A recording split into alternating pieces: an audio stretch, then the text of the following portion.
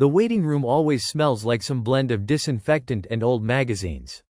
My name is called, just my first, always, and I get up, pressing my palms flat to my jeans to wipe away the nervous sweat. The paper gown they hand me crinkles as I pull it on, cool air brushing my bare legs. The nurse checking my blood pressure is quick, barely glancing up from her screen. The cuff tightens uncomfortably on my arm. "Lift your sleeve," she says, not unkind but rushed. I watch the needle bob, the numbers blinking. She scribbles something, her pen making sharp little scratches. My heart beats faster than it should. I clear my throat, meaning to ask something, but she's already moved on to the next step, sliding a thermometer under my tongue. The whole exam is a series of practiced motions, each one over before I can really focus on it. There's a blood draw too, and the phlebotomist is efficient, her gloves snapping as she preps my arm. The prick stings, a small bright pain, then it's gauze and tape and a warning not to lift anything heavy. "Results in a week," she says, voice flat as she labels the tube. I nod, gather my things, and walk out through the automatic doors, blinking at the afternoon light. It all feels routine, almost forgettable. Just another checkup in a long line of checkups, nothing to worry about. But the bandage on my arm feels like it's burning, somehow, and I wonder if that's just in my head. A few days later, my phone rings while I'm rinsing out a coffee cup. I wipe my hands on a dish towel and answer, expecting another robocall. It's the clinic, one of the nurses, her voice familiar but clipped, as though she's reading from a script. "Test results are normal," she says, a little too quickly. There's a pause, the faint sound of typing. "You're all set." She's about to hang up, but I blurt, "Are you sure?" I thought there was something about my last test. She inhales, a small sigh. "Everything's fine. If there was a problem, I'd tell you." My chest feels tight. I want to trust her, it's her job, after all. But there's something in her tone, a kind of hurry, that makes me pause. I try to imagine her face. Is she annoyed? Busy? Or just tired of worried patients? The call ends before I can say anything else. I'm left staring at my phone, the kitchen suddenly too quiet.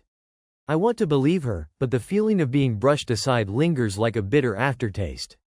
Days go by. I try to forget, but little things keep happening. My hands shake sometimes when I reach for my keys.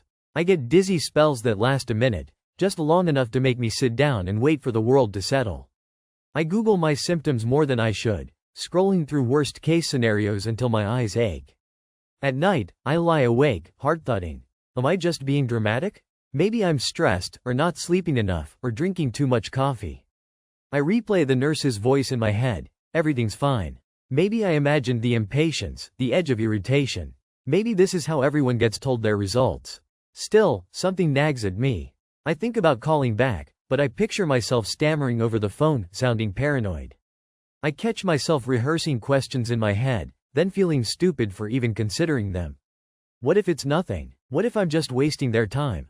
But I can't shake the worry. Something feels off, and it's growing, coiling tighter and tighter inside my chest. 2 weeks later, I'm back at the clinic for a follow-up. I sit on the exam table, swinging my feet, picking at the paper sheet covering the vinyl. This time, a different nurse comes in, older, hair in a neat bun, glasses perched low on her nose. She scrolls through my chart on the computer, frowning. She glances at me. "Did you ever get a call back on this?" she asks, tapping the screen. My pulse jumps. "On what?" She points, lips pursed. "There's a note here, abnormality flagged, pending further review. Did anyone talk to you about that?" Air leaves my lungs all at once. "No," my voice sounds small, unfamiliar. Her brow furrows. She clicks through a few more screens, muttering to herself. The exam room feels colder, the hum of the fluorescent lights suddenly too loud. I watch her, waiting for her to explain, but she just keeps reading, eyes narrowed. There's a new tightness at the base of my throat, a crawling unease. Something doesn't fit, and I can't tell if I'm about to get answers or just more questions. She finally looks up, eyes sharp behind her glasses. "Let me check something," she says, and slips out the door, leaving me with the echo of her words. I stare at the shut door, my fingers digging into the paper sheet, and wonder what else no one has told me. The hallway's noise seeps in as I press the call button a second time, thumb damp against the plastic. Footsteps, indistinct voices, the hum of the vending machine outside. My heart ticks faster. I keep replaying the nurse's words in my head. Your test came back abnormal, but let's check with the doctor. But when Dr. Tran finally steps in, white coat rumpled, she glances at the chart and says, "Everything looks fine here. No follow-up needed." The words clang in my ears. I sit up straighter, cold against the paper sheet. But the nurse said there was something they found? She blinks, flipping a page, then looks at me. "Your file says, resolved. There's no further action. You're good to go." I feel my jaw set. None of this fits. Something heavy presses behind my eyes. The next nurse who comes in, different scrubs, a bored look, shrugs when I ask, "Was there a mistake with my results?" She shakes her head. "Chart says you're cleared. If it's in the file, that's it." The fluorescent lights overhead feel harsh, making my skin prickle. I wonder if they're just tired, or if I'm missing something staring me in the face. I stare at the folder in the crook of the nurse's arm, green tape with a peeling label. "Can I see my chart?" I ask, voice dry. She hesitates, glancing toward the door, and mutters, "You'll have to ask at the desk." Then she's gone, and I'm left with my pulse loud in my ears, and a sense that no one seems to know what's supposed to be true here. As I gather my things, I can't shake the sense of a puzzle with missing pieces. One everyone else is pretending they can't see. I find the department head at the end of the corridor, standing with a clipboard, tapping his pen against it with tight, impatient motions. His badge reads, "Dr. Bott, Chief." I clear my throat, the words sticky in my chest. "Excuse me. I'm just trying to understand. Was there something wrong with my last blood work?" I'm getting mixed messages. He doesn't quite meet my eyes, barely pausing as he reviews his notes. "If your file says, resolved, that's what the chart reflects." But the nurse, she said something was flagged. I can hear my own voice, too eager, a little cracked. He sighs, running a hand over his forehead, glancing up and down the hall. Sometimes, test results are misfiled. Sometimes things resolve spontaneously. His tone is clipped, his shoes squeaking on the linoleum as he shifts. "If you're concerned, we can order a repeat test. It's probably nothing." Something about the way he says, "probably," lands wrong, as if he's reading from a script meant to end the conversation. I watch his fingers, white-knuckled around the clipboard. He turns to leave, then pauses, lowering his voice so only I can hear it. "If it'll give you peace of mind, put in a request for a second panel at the front desk." My breath catches. He's not saying no. He's not saying yes, either.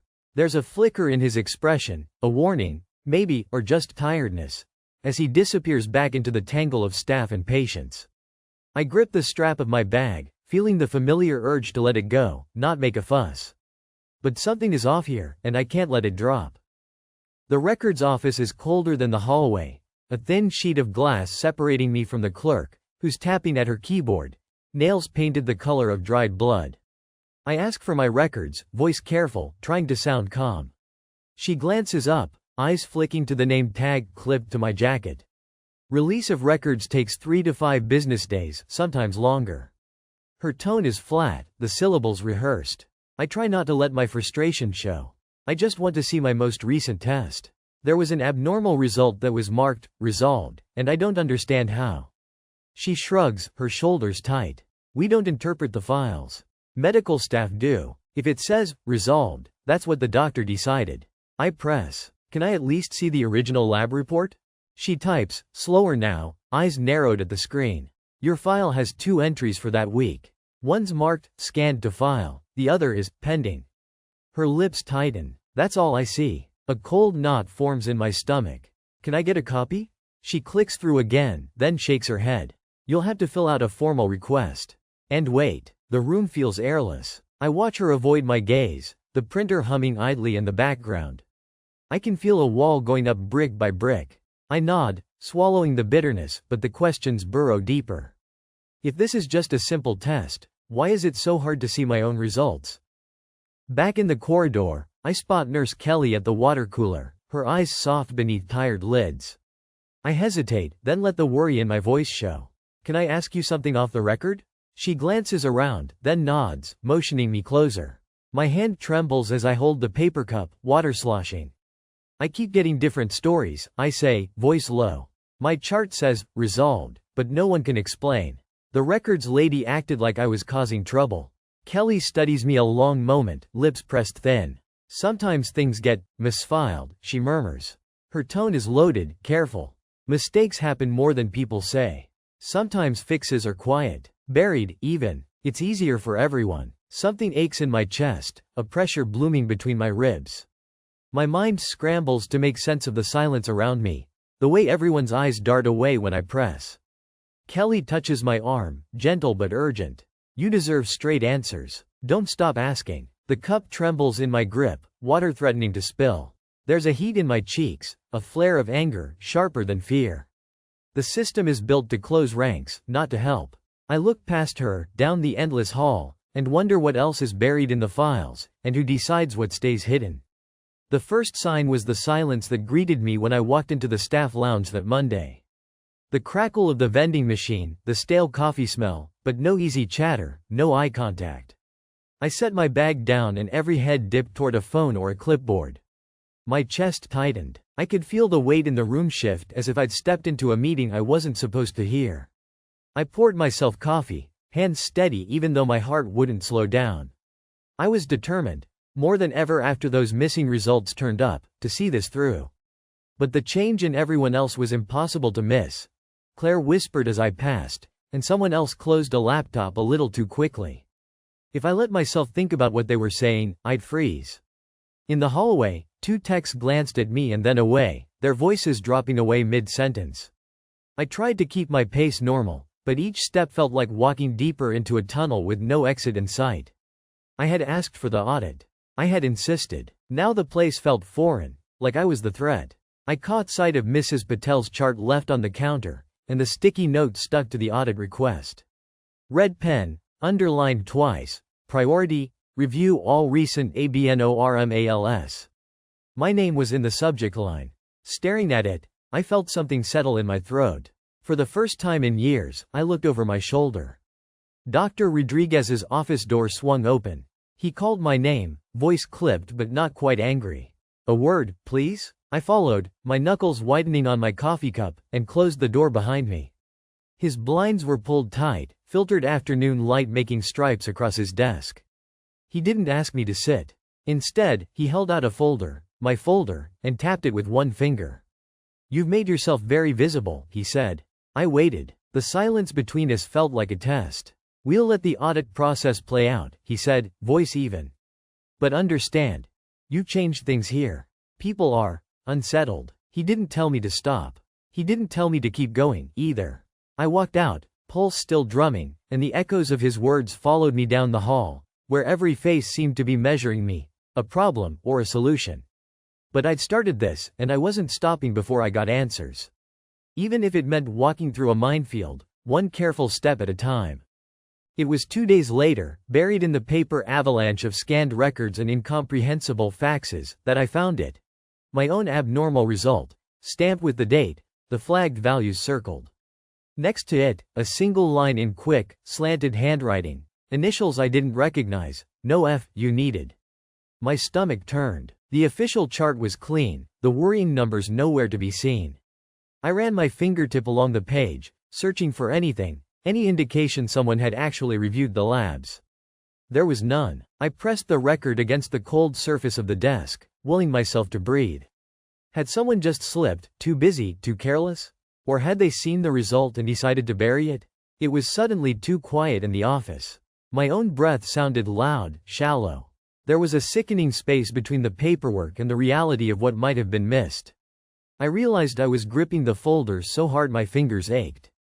I took the page to the file room. The fluorescent lights flickered overhead. No one else was there. I compared signature after signature, but none matched. No initials, no accountability. The implication was sharp. Someone had made a decision about my care, and hidden it. A sound behind me, a cart rolling. I turned, heart leaping. Just the night janitor, humming off key. Still, my mind kept circling the question. Was this neglect, or was it something darker? Back at my desk, I held the marked page up to the window. The ink caught the light. I imagined the hand that wrote it, the shrug, the casual way my future had been decided in half a second. Something cold uncoiled at the base of my spine. There had to be a reason. Didn't there? I wasn't the only one. By the end of the week, word spread. The audit had found more. Not just me. 4 other cases where abnormal results died in the paperwork, never making it to a phone call or a follow-up visit. In the waiting room, I met Mrs. Taylor. She sat with her cane propped against the chair, hands folded, eyes darting toward the exam room doors. "Excuse me," she whispered as I passed. "Are you the nurse who asked about the results?" I nodded, unsure how much I should say. She leaned closer, her voice trembling. "They found something in my bloodwork months ago. No one told me. I only know because of—" She nodded to the clipboard in my hands. "All this." A pulse of recognition, a strange solidarity. She looked at me as if I held her secret, too. I did. I sat beside her, careful not to let the front office see. "You're not alone," I said, keeping my words low. "We're figuring out what happened." She nodded, lips pressed tight. "I thought I was crazy," she said. "I kept calling, but they said it was nothing." The bond between us was sharp and immediate. Her relief was almost a kind of grief. Our stories overlapped, puzzle pieces from the same broken box. And suddenly, I understood. What happened to me was not an exception. It was a pattern, one that might be bigger than any of us could see. The atmosphere changed again by Thursday. I was called into a meeting with admin, 3 people in pressed shirts and uneasy smiles. The blinds were open, sun in my eyes.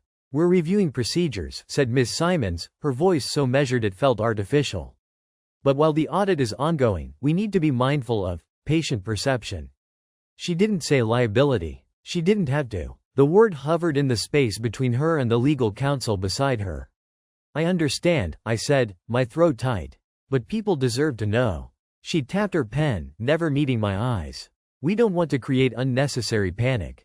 Please use discretion. If you need to discuss anything, bring it to us. Not the patients." Another administrator, younger, leaned in. "You're doing important work," he said, almost gently. "But this could reflect on all of us. Let's keep it contained, okay?" Their faces blurred together behind the sunlight. I nodded, but inside something solidified. They wanted quiet. They wanted order, not truth. Back in the hallway, another nurse, someone I barely knew, caught my arm. Her grip was tight. "Careful," she whispered, eyes darting to the camera in the corner. "They're watching now. Don't make yourself a target." I forced a smile and walked away, pulse pounding in my ears. The warning clung to me, cold and heavy. If there was fallout, it wouldn't land on the people in that room, it would land on me. But I'd gone too far to stop now. I barely noticed my own symptoms creeping in. At first, it was just exhaustion, a weight behind my eyes, a headache that wouldn't let go. But then came the rash, almost overnight, angry red and impossible to ignore. I stared at my arm in the bathroom mirror, the fluorescent light turning my skin sallow. The abnormal lab result, the one that should have triggered a call, was staring me in the face every time I washed my hands. My chest went tight, panic fluttering wild under my ribs. Had I waited too long? Had someone else's mistake cost me more than anxiety? Maybe something permanent? I went back to my own chart, flipping through pages, desperate for reassurance. But every line was a reminder of delay, of doors that should have opened months ago. At night I lay awake, thinking about Mrs. Taylor, thinking about the charts still unreviewed and the patients who would never know what was missing. My own fear mixed with guilt, a kind of nausea that didn't fade with sleep. I started calling down to the lab, listing names, double-checking every scan and abnormal flagged. I couldn't let this happen again. Not to someone else. But each phone call, each chart, was haunted by the question, what if I was already too late? And if the system was built to keep these errors quiet, how many more were lost that I'd never find? I sat on my porch, the sun turning the wood warm under my palms, my phone heavy in my lap. The screen was still open to the lawyer's email, a name I'd gotten from a friend, promising someone who'd really fight for you. A robin hopped on the railing, its eye flicking to me before it darted off, startled. The air tasted metallic, like the sky before a storm. I pressed my thumb to my pulse, feeling it thud in my throat, and tried to picture what it would be like to actually send the email. Lawyers, statements, maybe even the news. My hand trembled. I tried to imagine the department's faces if word got out, the flurry of meetings, the furious emails, the thinly veiled threats about team morale. The urge to vomit rose hard and fast, surprising me. I wanted to scream, to smash something. Instead, I wiped my palms on my jeans and scrolled back through my own notes. Dates, times, names scribbled in the margins of my work planner, the little asterisks I'd started adding when things hadn't lined up. I wasn't sure if I wanted revenge, or change, or just to not be scared anymore.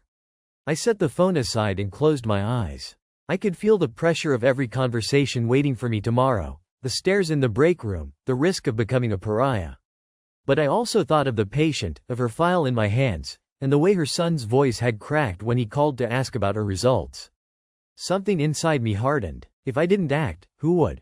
I opened my eyes. The sun was slipping low, throwing long shadows across the porch. I didn't know which path would cost me more, but I knew I couldn't pretend anymore. I needed answers, not just for myself. The next morning, the hospital lights hit me too bright, too cold. My palms still felt damp as I walked the long hallway, each step echoing on tile, until I reached the department head's office. Her door was ajar, her voice muffled on a call. I knocked, and she looked up, lips pressed tight. She hung up fast. "Sit," she said, not quite meeting my eyes. The clock ticked in the silence. I could hear my own breath, ragged and shallow. "I need to talk about the audit," I managed, barely louder than a whisper. "About the result that was misfiled." Her hands clutched her mug, knuckles white. "It's not as simple as it looks," she said, her voice flat. "We're under enormous pressure to close cases. They count the open files every week. If our numbers are too high," she stopped, jaw clenched, a flicker of something like shame in her eyes. My chest tightened. I wanted to shout, to demand how she could let this happen, but all I could do was swallow down the lump in my throat. "It's someone's life," I said. "It's not just a number." She closed her eyes for a moment, then looked away, voice small. "I know." The way her shoulders slumped, I almost believed she meant it. The silence pressed in, thick with things unsaid. I pushed myself up, the chair legs scraping the floor. "I won't let this be buried," I said, and left before she could reply. Her mug trembled in her hands. The hallway outside felt colder than before. I rubbed my arms, fighting the urge to turn back, to apologize, to pretend I hadn't seen what I'd seen. Instead, I kept walking, each step steadier than the last. By lunchtime, word had spread. Some people wouldn't meet my eye, but in the staff lounge, Dr. Chen sat beside me, sliding her coffee across the table. "I heard," she said, voice low. "You're not wrong." I looked at her, searching for any sign this was a trap. Her gaze held steady, kind but fierce. "We can't fix it alone," she said. "But I'll help. We'll document everything. Leadership can't ignore us both." My heart stuttered with hope, small and sharp. "You're sure?" She nodded, her hand on mine, warm and solid. "This isn't the first time I've seen it. But maybe it can be the last." We spent the afternoon bent over my notes, her laptop open, the hum of the vending machine a steady background drone. We drafted a letter, line by line, careful with every word, cross-referencing dates and flagged emails. For the first time, my hands stopped shaking. As the letter grew, so did the sense of purpose. We listed the audit findings, the process gaps, the story of the misfiled result. Never naming names, just facts and timelines. By 5 o'clock, we had 3 pages ready. Dr. Chen reread it out loud, her voice growing stronger with each paragraph. I took a deep breath, the air cold in my chest, and nodded. "Let's send it." She smiled, tired but determined. "Let's." Just as we were about to click send, Dr. Chen's phone buzzed with an incoming message. She scanned it, her brow furrowing. "They're about to release the audit summary to leadership," she said. Her voice dropped lower. "It's bigger than you thought." The words echoed in my head as we hit send. My pulse hammered as I pictured the ripples moving higher and higher up the chain. I found myself wanting answers I hadn't dared consider before. Who else had known? The next day, the internal report landed in my inbox, attached to a bland email from compliance. I opened the file, scrolling through line after line of findings. It wasn't just my patient. There were half a dozen cases in 2 months, all with documentation anomalies. The language was careful, clinical, but the subtext screamed. My shoulders locked tight. I rubbed my eyes, trying to process the scale of it, how invisible incentives had warped the work we all did. Each closed case meant hitting a quota, and efficiency was rewarded with bonuses, team pizza lunches, public praise. I thought of the monthly dashboards, the little colored dots that tracked progress. Suddenly, they looked like stains. A cold, gutted feeling spread through me. It wasn't just sloppy work. It was deliberate, encouraged, even. My screen blurred as I read the last line. statistical outliers to be addressed with additional staff training. No names, no accountability, just a promise for more efficiency. My hands curled into fists. I thought of the patient's son, Dr. Chen's tired smile, and my own name, just one of many. Something raw and bright burned under my skin, anger, but something else, too. I sat back, heart pounding, and stared at the empty hallway outside my office. The truth was out, but the system was built to outlast our outrage. I wondered who would blink first as the long silence pressed in. The first time I walked back into that hospital for a follow-up, the air felt different, almost charged, like everyone knew but pretended not to. I signed in, watching the receptionist's hands hover just a second too long over the keyboard, and for a moment my breath caught, my chest rising tight and slow. I caught my reflection in the glass beside the nurse's station, older, sharper. I remembered how invisible I'd once felt here, how easy it had been to brush me aside. My pulse steadied as I thought, not anymore. Sitting across from my new doctor, I didn't hesitate now. I want my records. All of them. Every test. My voice sounded firmer than I expected. She nodded, eyes flickering, and I realized the power in naming what had happened out loud. I carried that strength into support groups, even online forums, sharing my story so no one else would get lost in the shuffle of paperwork and protocol. Don't let them tell you it's nothing, I'd say, again and again, hoping it would catch somewhere and change another outcome. There are still days when I wake up wondering if I've missed something else, if another mistake is sitting in some folder, patient name half erased. But mostly, an odd calm has replaced that old helplessness, a sense that even if I can't fix the whole system, I refuse to go quietly anymore. Some changes ripple out. The hospital sent a letter. We are updating internal review procedures. I read it twice, thumb pressed against the thin paper, searching for sincerity in the official language. New training sessions. A form to report issues. A plaque in the hallway about patient partnership. But the nurse who found my result moved clinics. The administrator never apologized. The silence in the break room lingers after my name is mentioned, as if the air knows better than to settle. I catch myself wondering, how many more mistakes are tucked away, silent and waiting? If I hadn't pushed, if that nurse hadn't noticed, what would I have lost? Sometimes, late at night, I wonder what I'd do if it happened again. I ask myself, would anyone listen this time, or would the truth just slip quietly into another file? I recognized the nurse from 2 shifts ago, Maria, her hand clutching her phone, voice low but urgent as I walked past the break room. She glanced up, eyes flicking over me, then back to her screen. I heard her say, "No, I understand. Just tell your story. We'll figure it out." Her words sounded like a rope tossed across a river, tentative, hopeful. My pulse leapt in my throat. Another patient? I slowed, pretending to sort the charts on the counter, ears straining for any detail. The air in the hallway felt thick, wet with the scent of coffee and the underlying sharpness of antiseptic wipes. Maria's voice dropped, almost a whisper. "If you want, I can go with you. You're not alone in this." She caught me watching. Our eyes met, hers steady, almost defiant. She nodded once, as if to say, "You know what this is." A prickling unease crawled over my skin. The story wasn't just mine anymore. Later, I heard the first ripple. A patient's family had called the front desk, asking why discharge instructions didn't match the test results. A secretary recounted it, eyes wide, voice trembling as she described the mother's calm yet pointed questions. "She's not backing down," the secretary murmured to me at the nurse's station, her fingers drumming a nervous rhythm. My chest tightened. If one person was asking, how many more would follow? I felt the floorboards of routine softening, something dangerous seeping into the cracks. That evening, a staff meeting was called, hastily, the fluorescent light flickering overhead, the room overfull and tense. The charge nurse closed the door, her mouth a thin line. "We have to be careful about what we say outside these walls, for everyone's sake." But her words hung limp in the air, outnumbered by the questions I could see in every face.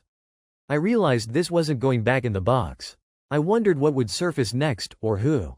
I stood at my kitchen sink after the meeting, hands plunged into soapy water, watching suds slide down a chipped mug.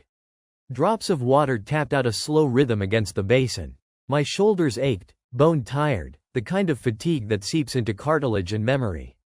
I stared at my reflection in the dark window, searching for something, relief, conviction, maybe just permission to feel one thing at a time. The phone buzzed on the counter, an email alert, subject line Stark. Update, patient record review. My stomach gave a slow, resentful twist. This was the part they never warn you about. The drag of second guessing, the corners of your life curling inward. Had I done the right thing? Was it enough? Or had I simply exchanged one kind of silence for another, louder kind?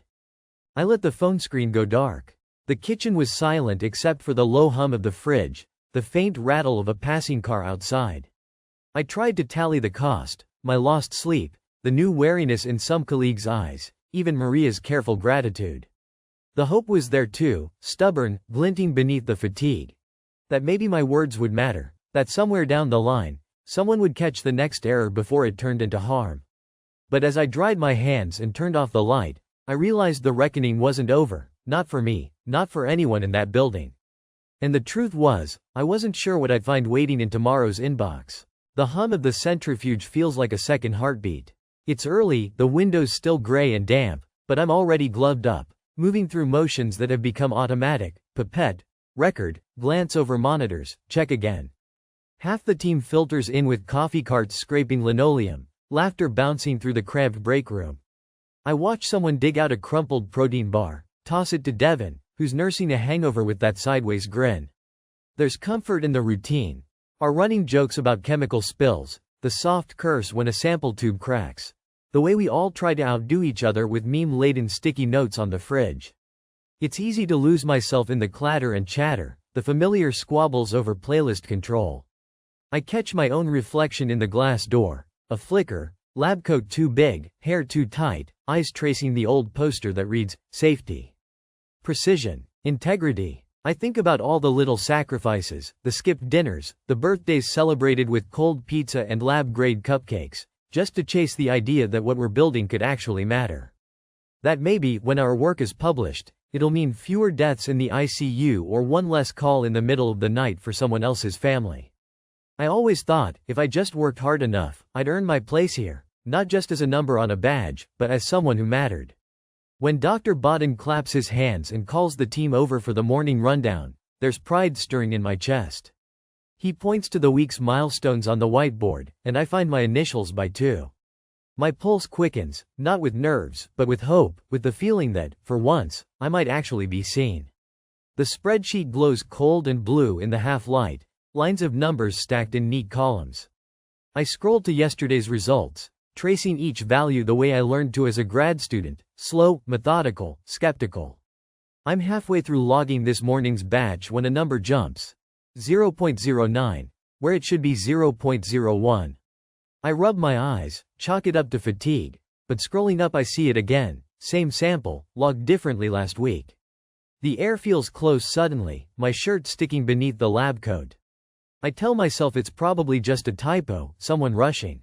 Still, my fingers hesitate above the keyboard, unwilling to record anything else. I look around for Devin, but he's deep in conversation, hands flying to illustrate some wild point. I double-check the raw instrument output, heart tapping faster now. The number doesn't match. A cold knot tightens just beneath my ribs. I think of the trial protocol, of how strict the audits are supposed to be, of what a single error could mean if it slipped through. I try to convince myself it's nothing, but I already know. 2 mistakes, same output, same file. Someone went back in and changed them. I slip away from the shared terminal, forcing my breath to slow, and find Lana at her bench. She's focused, pipetting with that steady, practiced wrist, earbuds trailing from her hoodie. I hover a second, not sure how to start. When she notices me, her brow furrows, but she pulls out one earbud. Hey, you got a sec? My voice is low, barely carrying over the hum of the fume hood. She nods, sets down her pipette, eyes flicking to the clock. What's up? I keep my voice tight, careful. Did you notice anything off in the log files from last week's batch? The case series? I don't say what I'm afraid of. Lana's eyes narrow, just for a breath. She shakes her head, quick. No, not really. Why? I try not to sound desperate.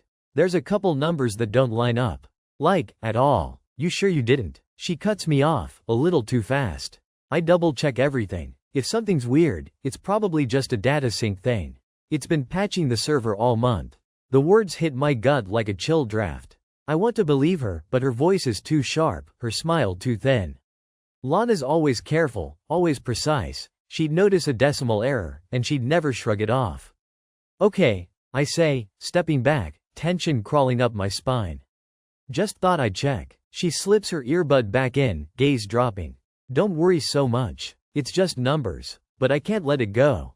I watch her hands, steady, unhurried, and wonder what she isn't telling me. At lunch, the conference room smells of stale coffee and printer toner. Dr. Bodden's voice carries, bouncing off the glass walls as he taps through progress slides. I wait until the Q&A, then clear my throat, keeping my tone as neutral as I can. I noticed a couple discrepancies in last week's K-Series logs. Some of the numbers don't match the raw outputs. He barely glances up from his tablet, mouth set in a line. We're moving fast, everyone. Minor typos happen. We check at the quarterly audit. I feel all eyes on me, a faint flush creeping up my neck. I press on, softer now. It's more than a typo. 2 values changed after the initial entry. Dr. Bodden exhales, a hint of impatience sharpening his voice. Look, the investors want results, not panic. We're on the verge of a breakthrough here. The last thing we need is unnecessary distractions. Let's stay focused. I nod, my face hot, but inside I'm sinking.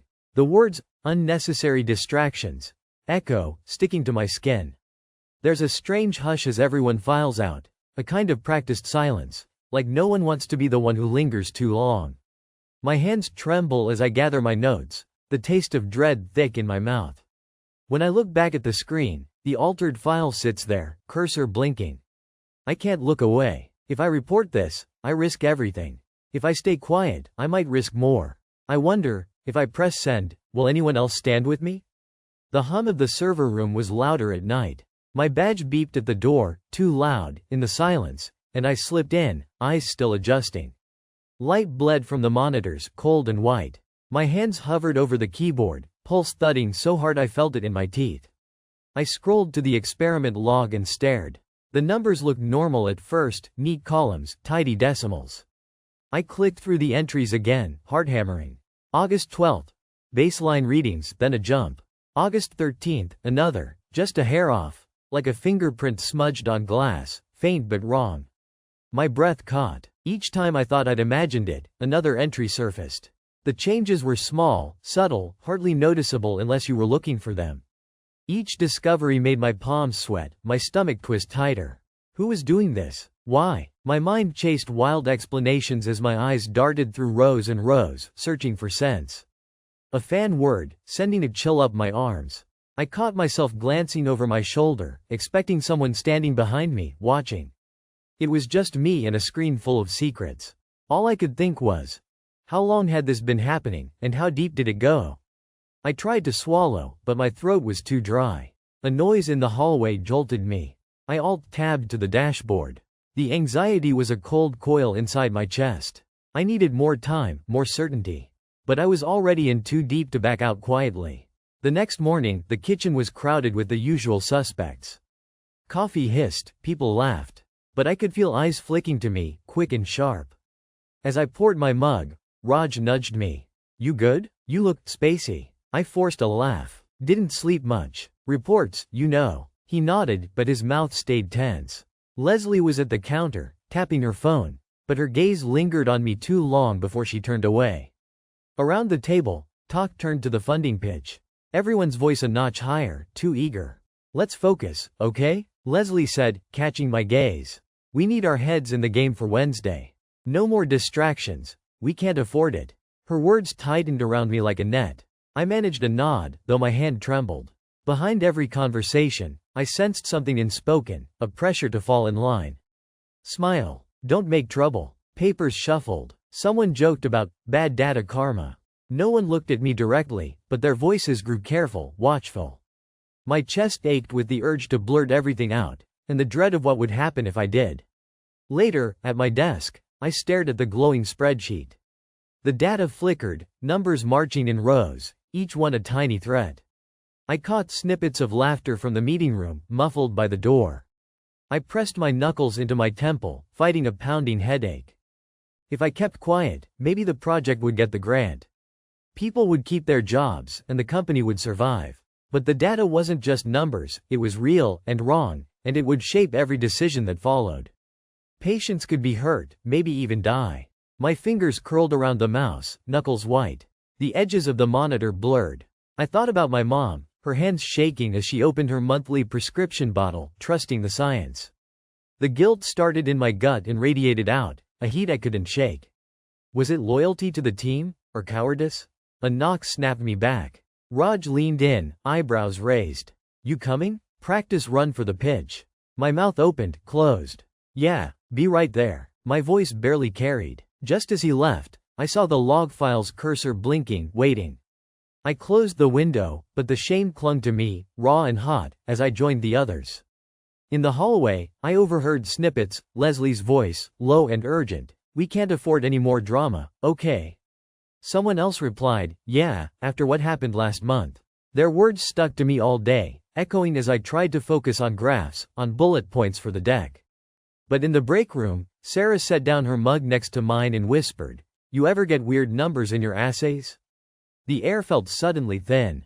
What do you mean? She shrugged, glancing over her shoulder. I flagged something a while back. Ran it by Les. She told me to double check and, let it go. So I did. My heart thumped against my ribs. Did you ever figure out what it was? Sarah shook her head, lips pressed tight. Didn't want to. She walked away, mug in hand, leaving the question hanging. I watched the door swing closed behind her, mind reeling. Someone else had seen it. Someone else had let it go. Underneath my fear, a new feeling crept in. Something between relief and confusion. Maybe I wasn't the only one who noticed, but what if I was the only one who cared enough to dig? The corridor was empty, harsh fluorescent lights buzzing overhead. I stood there, uncertain if I was about to make something better, or make it all much, much worse. The light from my monitor flickers against the glass of my mug. I scroll, almost mindlessly, through the experiment logs, my eyes tracing numbers that should be familiar. There, an anomaly. The log file isn't just altered. There are overtime entries tied to someone who shouldn't have been anywhere near this project. Julia. Her badge swipes show up at midnight, 3 nights running, long after the rest of us went home. My throat tightens. Julia is meticulous, but she's never shown an interest in data management. She always leaves promptly at 5:30, sometimes with a wave, sometimes lost in her own thoughts. Why would she stay late, buried in the server room? A sour taste rises in my mouth. Either Julia's covering for someone, or she's more involved than I ever guessed. If it's her, what could possibly be worth risking her spotless record? I sense a thread I shouldn't pull, but I can't help myself. I need to know how far this deception goes. The room feels colder, humming with fluorescent light. Somewhere in the hall, a door clicks shut. The sound jars me, and for a second, I imagine Julia's face if she knew I'd found this. Would she be angry, scared, or just disappointed that I didn't ask her first? I hover my finger over the print button, then let it drop. I'm not ready to confront anyone, not yet. But the feeling that I'm missing something only sharpens as I scan the data again, piecing together patterns that refuse to settle. I push my chair back, the wheels rumbling across the linoleum, and the lines between suspicion and paranoia blur. If I'm wrong, I could ruin her career for nothing. But if I'm right, it's so much worse. I slide my phone from my pocket and text Marlon. He's always been steady, someone I trust. Hey, can we talk? Urgent. He replies almost instantly. Second floor lounge, 5? On the walk there, every step echoes. The hallway too bright, the air sharp. Marlon sits on the old couch, hunched, cradling a coffee. He looks up, his expression open, but as I start to talk, it closes off, almost imperceptibly. I found overtime entries, I say, my voice low, in the log files. Someone's been accessing the experiments after hours.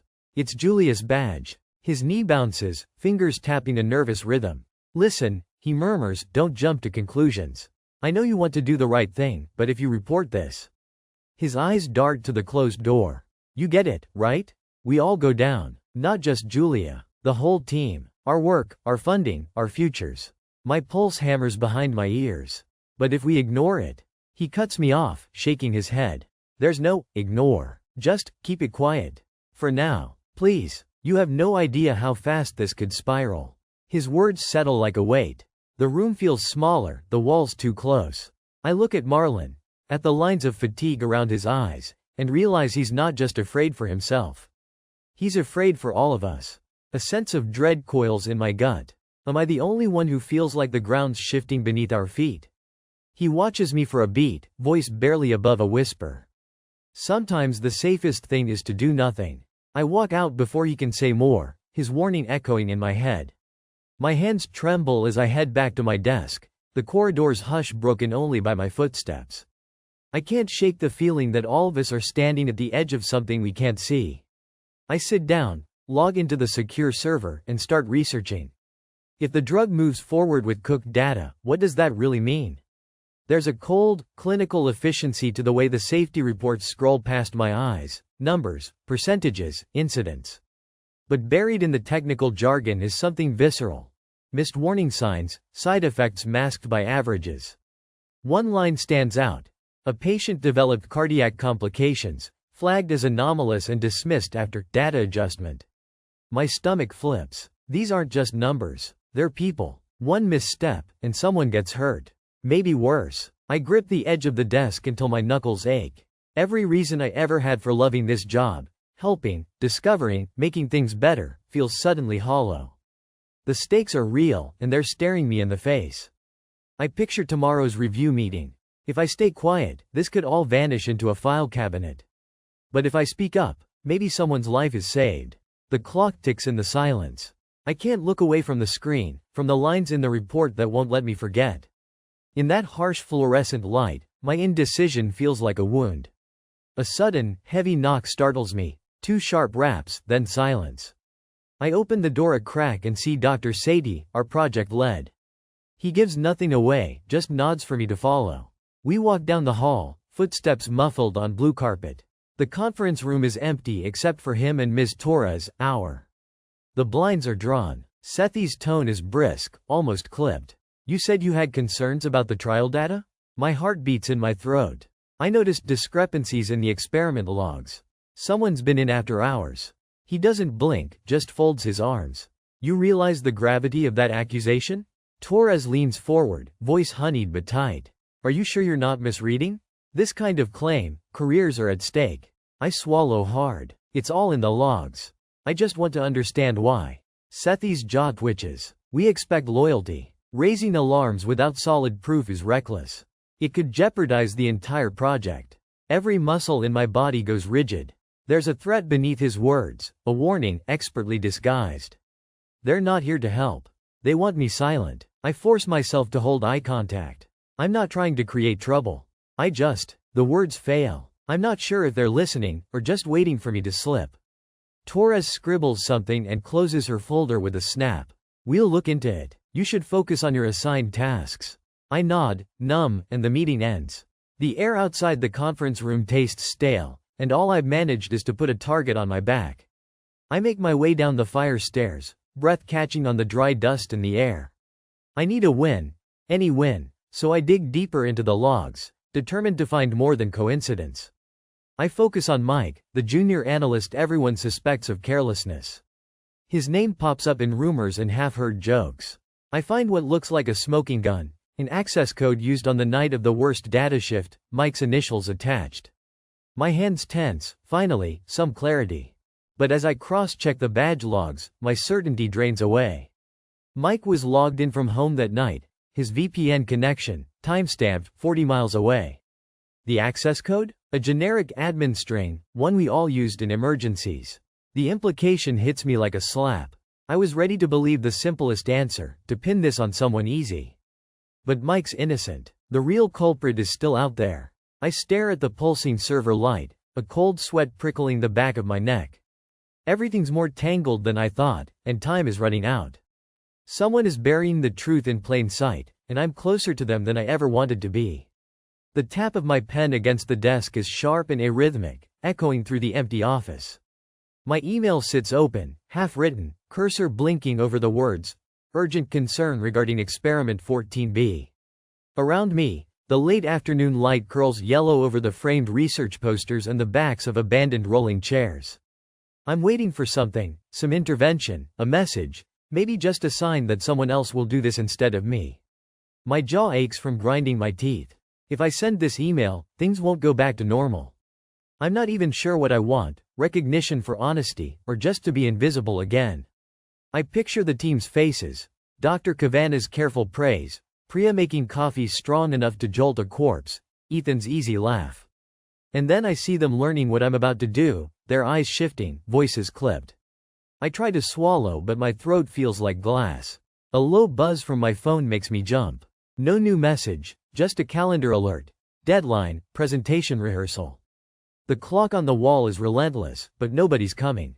I'm alone on this. Every minute I hesitate, the chance that someone gets hurt grows. Or maybe I'm just imagining that, inflating my own importance. Either way, it's down to me. No one else will act. I stare at the log file for the 100th time, eyes darting over the lines of code and timestamps. There's something off in the pattern, a subtle edit, buried deep, the kind only someone comfortable with the system could make. I scroll back through backup versions, piecing together each change. My fingers are numb from the cold air vent above, but I keep clicking, hunting for the signature. Then, I see it. The user ID isn't Dr. Kavanaugh or Ethan. It's Priya's. A stray comment in the code, phrased exactly the way she speaks when she's tired. Cleanup, fix error.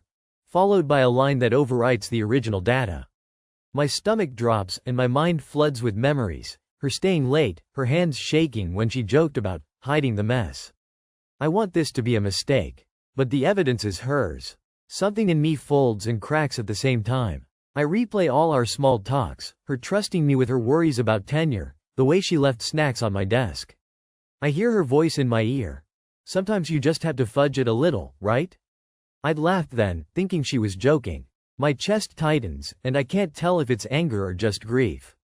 I stand, the legs of my chair scraping against linoleum. The urge to confront her is hot and immediate, but I know she's not here. I press her number and stare at the phone as it rings. She picks up, voice low, wary. Priya, I say, and for 1 second I imagine saying nothing, letting her off the hook. But the words come out, raw. I know what you did with the log file. A silence, breath-catching. Then, softly, you don't understand. I had to. My heart's thudding so hard I can't think straight. She doesn't deny it. I want to yell, but all that comes is a shaky whisper. Why? Her exhale is static in my ear. If Kavanaugh saw the real data, he'd kill the project. I just needed more time. Her voice wobbles, a pleading note threading through. You won't tell, will you? The line hangs between us, heavy as a secret. I can barely hear my own voice. I don't know. Another calendar ping. The team's presentation is in less than an hour. I hang up, hands shaking, mind ricocheting between outrage and understanding. There's no one else to blame or to help.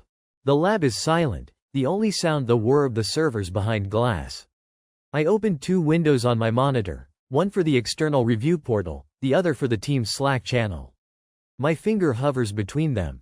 If I send the evidence to the oversight board, the project is dead. Priya's career, maybe all of ours, is collateral. But if I bury it, I'm complicit. I see the faces of the people who could be affected by our research, the patients, the families. That's the pitch. World-changing outcomes. But not if the data is a lie. My chest feels crushed from both sides. I want someone to tell me what's right, but the only guidance is a dull ache in my gut and the memory of Priya's voice. I rub my eyes, vision blurred. We're out of time. The rehearsal will start soon, and once the results are public, there's no pulling them back. I type out a Slack message. Need to talk. Urgent. Then I delete it. I type up a report to the oversight board, but can't bring myself to hit send. I sit back, cold sweat chilling my spine, trying to picture what happens next. Every version feels like a disaster. A voice floats down the corridor. Kavanaugh, rehearsing his speech, oblivious. I close my eyes and breathe in, slow and deliberate.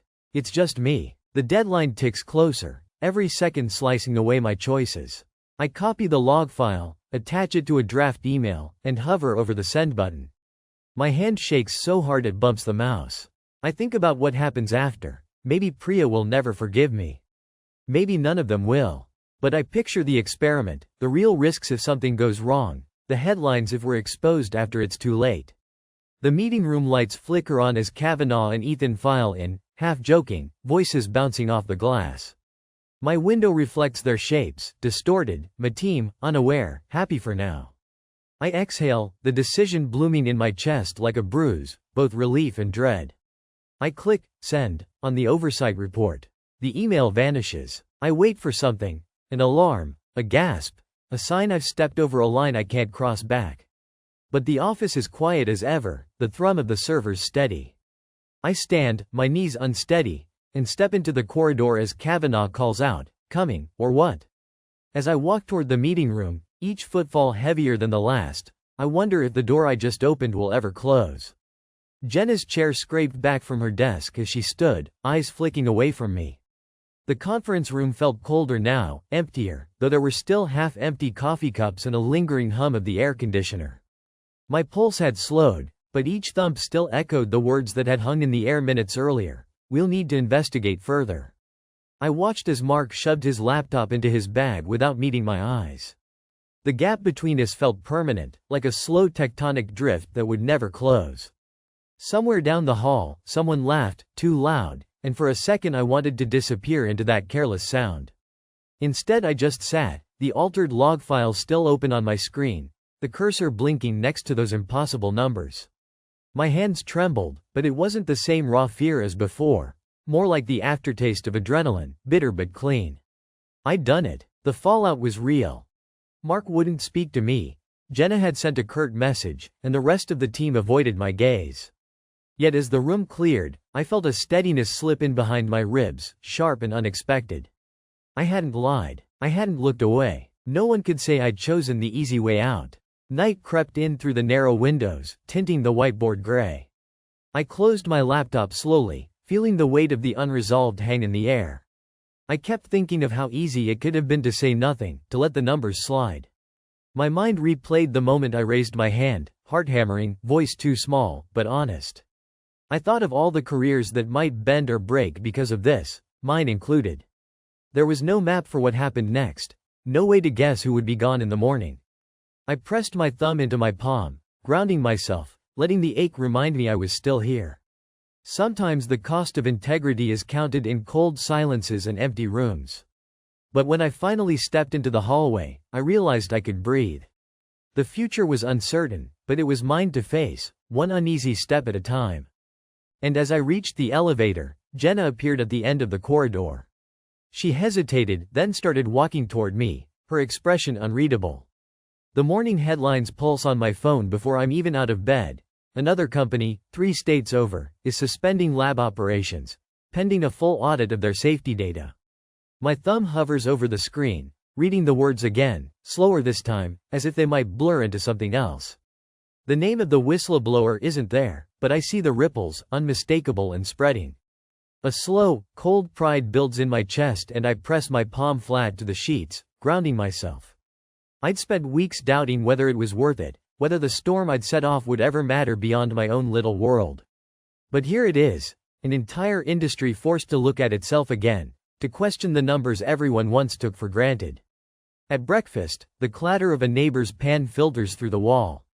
I scrape burnt toast into the sink, watching the flakes scatter and swirl. For once, I don't wince at the sound of a news anchor's voice. The story keeps looping. Audits, dismissals, new protocols. I can almost feel the invisible net tightening around the sort of shortcuts that used to go unnoticed. A message pops up from Lila, blinking at the edge of my laptop screen. Did you see the news? It's everywhere now. I breathe out, tension sharp in my shoulders, but under it is something else, like sunlight seeping into a room I'd forgotten how to enter. Maybe people are listening. Maybe the risk counted for more than just the fallout. That old sense of dread tries to creep in when I hear investigation or scandal on the radio. But this time, there's a new undercurrent: reform, accountability, prevention. I close my eyes and picture the altered log file, its blank spots and falsified numbers, and realize it's already started losing its power over me. A knock at the door startles me out of my thoughts. For a split second my heart stutters, thinking maybe someone's come to drag the past back up. But it's only a delivery, new books, paperbacks with bright covers, a reminder that the world is still turning. I set the stack down by the window, watching the light catch the spines. A small, unsteady smile pulls at my mouth. The job offers had come slow at first, thinly veiled, cautious. Some never replied at all. But I learned to stop reading between the lines, to let silence be what it was, a space to fill with something new. Now, months later, I find myself in a smaller lab, in a city where nobody greets me by name in the hallways yet. The new lab smells like fresh paint and coffee, clean, unfinished. My first day, the supervisor walks me through the protocols, and everything is by the book. She glances at me, a little too long, as if remembering the headline, then just nods. "Any questions?" she asks. I shake my head, feeling the weight in my chest lighten, if only a fraction. During lunch, I sit by the window, watching clouds drift toward the distant hills. I catch my reflection in the glass, older, maybe, but still here. I think of all the ways this could have ended. I think of how it hasn't. When I touch the files on my new workstation, I catch myself double-checking everything, instinctive now. Every checkbox, every entry, every signature. The habit is a scar, sometimes tender, sometimes reassuring. It reminds me what's at stake, and that I can carry it without letting it break me. One afternoon, while logging inventory, I spot an odd discrepancy. My pulse quickens, just for a second.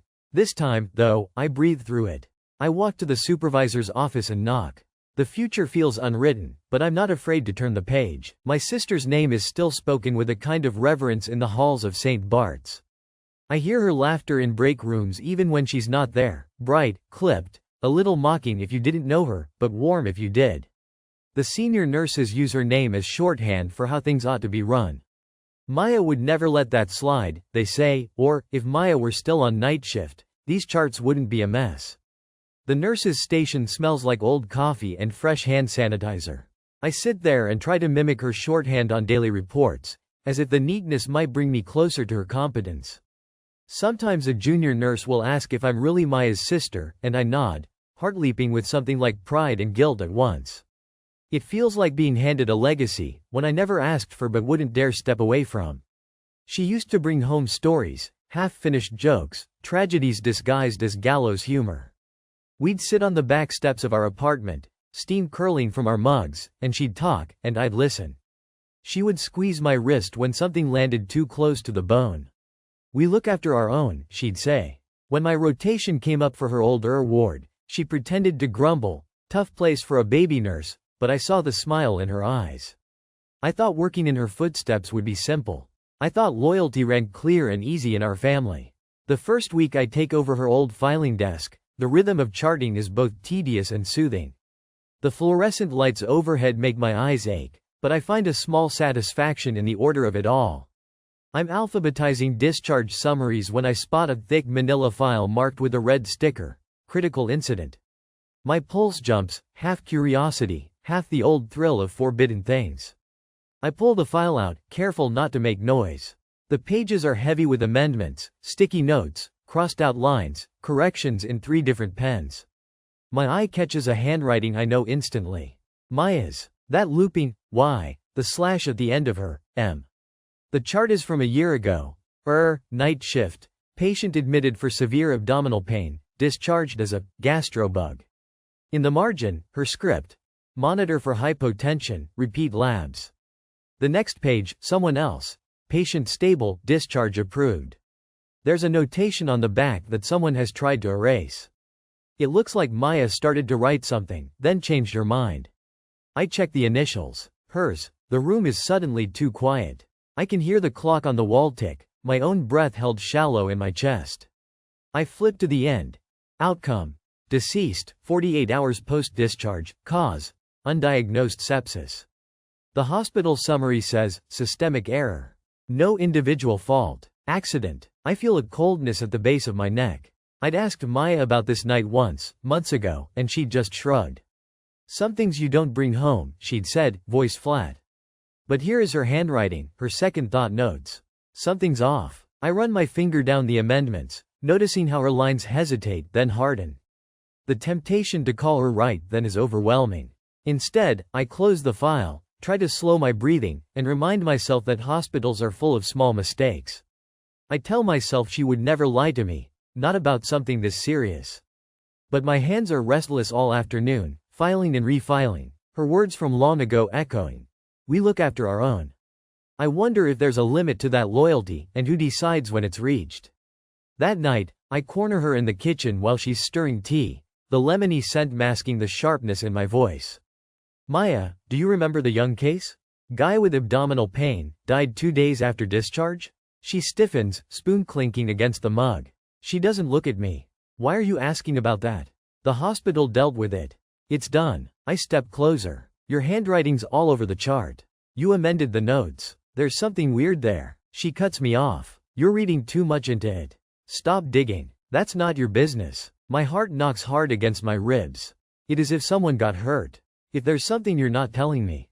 She sets the mug down, too forcefully. Drop it, okay? For everyone's sake. You don't know what you're starting. I stare at her. Her jaw is set, eyes glassy but unreadable. There's a pause, just long enough for me to feel a chill. The kitchen lights glare off the countertop, blurring her silhouette. I don't know if she's protecting someone else, or herself, or maybe me. Finally, she turns away. Just let it go, please. Some things are better left alone. The words hang in the air, heavy and final. I want to argue, demand the truth, but my throat is tight. Something in her tone makes the rest of the house feel smaller, quieter. I leave the room, heart pounding, the argument unfinished.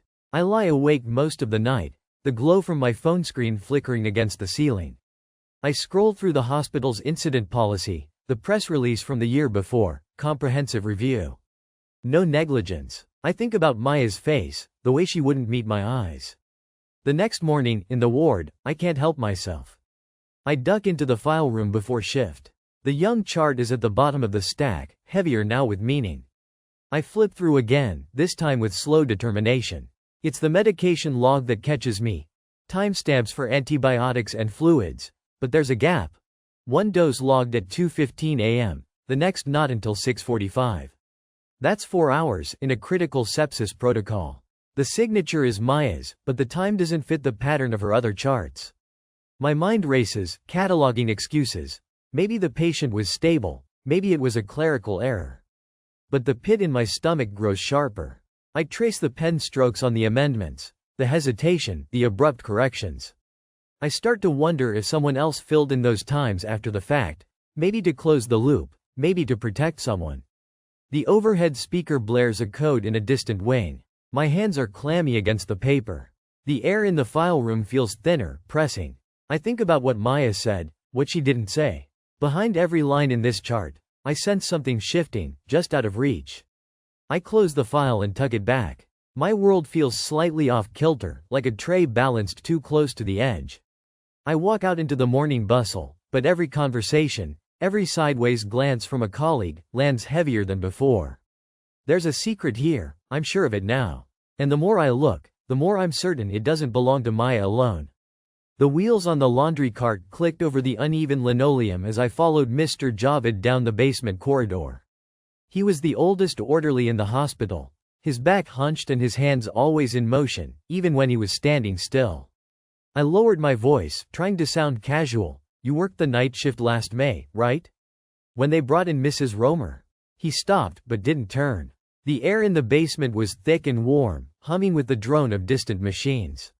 He looked over his shoulder, eyes narrowed, lips pressed thin. Depends who's asking, he said. I swallowed, pulse edging up, feeling suddenly foolish. My sister, she was on that shift. I'm trying to understand what happened. He shook his head, pushing the cart to the wall and leaning in, lowering his voice. Don't poke too hard, you hear? This place, it's like a pond. Look still. You stir the mud, you won't like what floats up. His eyes darted to the security camera behind us. Mrs. Romer wasn't the first. Wasn't the last. The words settled on me like damp wool, cold and too heavy. I wanted to ask more, but he was already moving, hands shaking as he gripped the cart. The wheels rattled away, leaving my question hanging in the warm, humming dark. I felt my own hands tremble, as if they'd absorbed his nerves. What else had happened here? How many things, swept under the surface? There was a bitter taste in my mouth as I turned back up the stairs, the echoes of Javed's warning chasing me toward the sickly fluorescence of the main ward. Each step felt harder than the last, like the walls themselves were pushing back. I barely got 10 feet into the break room before Mrs. Gorman, the administrator, stopped me. She stood by the coffee pot, hands folded, her smile too practiced. I hear you've been asking some sensitive questions. The words hung in the air, clipped and brittle. My stomach knotted. I just wanted to clarify some details. My family, we. She cut me off with a tilt of her head. We're all family here, too. But you have to understand, when stories get out of hand, people get nervous. Patients lose trust. She plucked an empty paper cup from the counter, rolled it between her fingers. You wouldn't want to create any liability for anyone. Especially not your sister. A flush crept up my neck. Her eyes didn't leave mine. We all have to look out for each other, right? There was a softness in her voice that made the threat colder. My chest felt tight. Was this how it worked? Pressure, then politeness, then silence? I forced a nod, but my teeth were clenched. I could hear the low hum of the vending machine, the click of her heels as she left. The room felt smaller, like the ceiling had dropped an inch. My phone buzzed in my pocket. A single word text from my sister, lunch? I stared at it, the pressure in my chest spreading toward my jaw, and realized I didn't know what I'd say to her this time. She was already at the cafe table, twisting her napkin into knots. Sunlight slanted across her face, picking out the tiredness around her eyes. I heard you're talking to people, she said, not quite meeting my gaze. I held my breath, searching her face for anger, but found only fear. I have to know what happened, Em. It was your shift. Her hands tightened on the napkin. If you dig this up, I could lose my job. Mom and Dad would never forgive you. You know what this place means. What I've worked for. Her voice wavered, almost breaking. Please. There was a rush in my ears, a kind of dizziness. I remembered us as kids, all those afternoons she'd let me win at cards just to see me smile. Now she was asking me to lose, deliberately, for her sake. My chest hurt. I wanted to reach across the table, to promise her I'd let it go. But the words stuck. Were you the one who gave the wrong meds? The question came out small, brittle. She flinched. Don't. She wiped her eyes, her voice a hush. I tried to stop it. I told them something felt off. Nobody listened. Afterward, it was easier to blame the new nurse than the doctor. The napkin tore in her hands. If this comes out, it's not just me. Dad's pension, Mom's benefits, everything could fall apart. Her fingers shook. You're my little sister. Please. Her words pressed in, suffocating.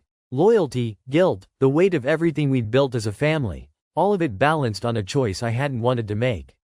The silence between us was sharp, final, like the last breath before a plunge. I looked away, sunlight blurring the world to shapes and gold. How could I hold her hand and still dig for the truth? The old nurse's apartment was brighter than I expected, lace curtains catching the late afternoon. Mrs. Keller met me at the door, her hair a cloud of silver, her eyes shrewd and careful. She poured tea with hands that didn't shake, sliding a thick manila envelope across the table. I kept my own notes, she said. I wasn't supposed to, but some things, you don't forget. She sipped, looking out the window.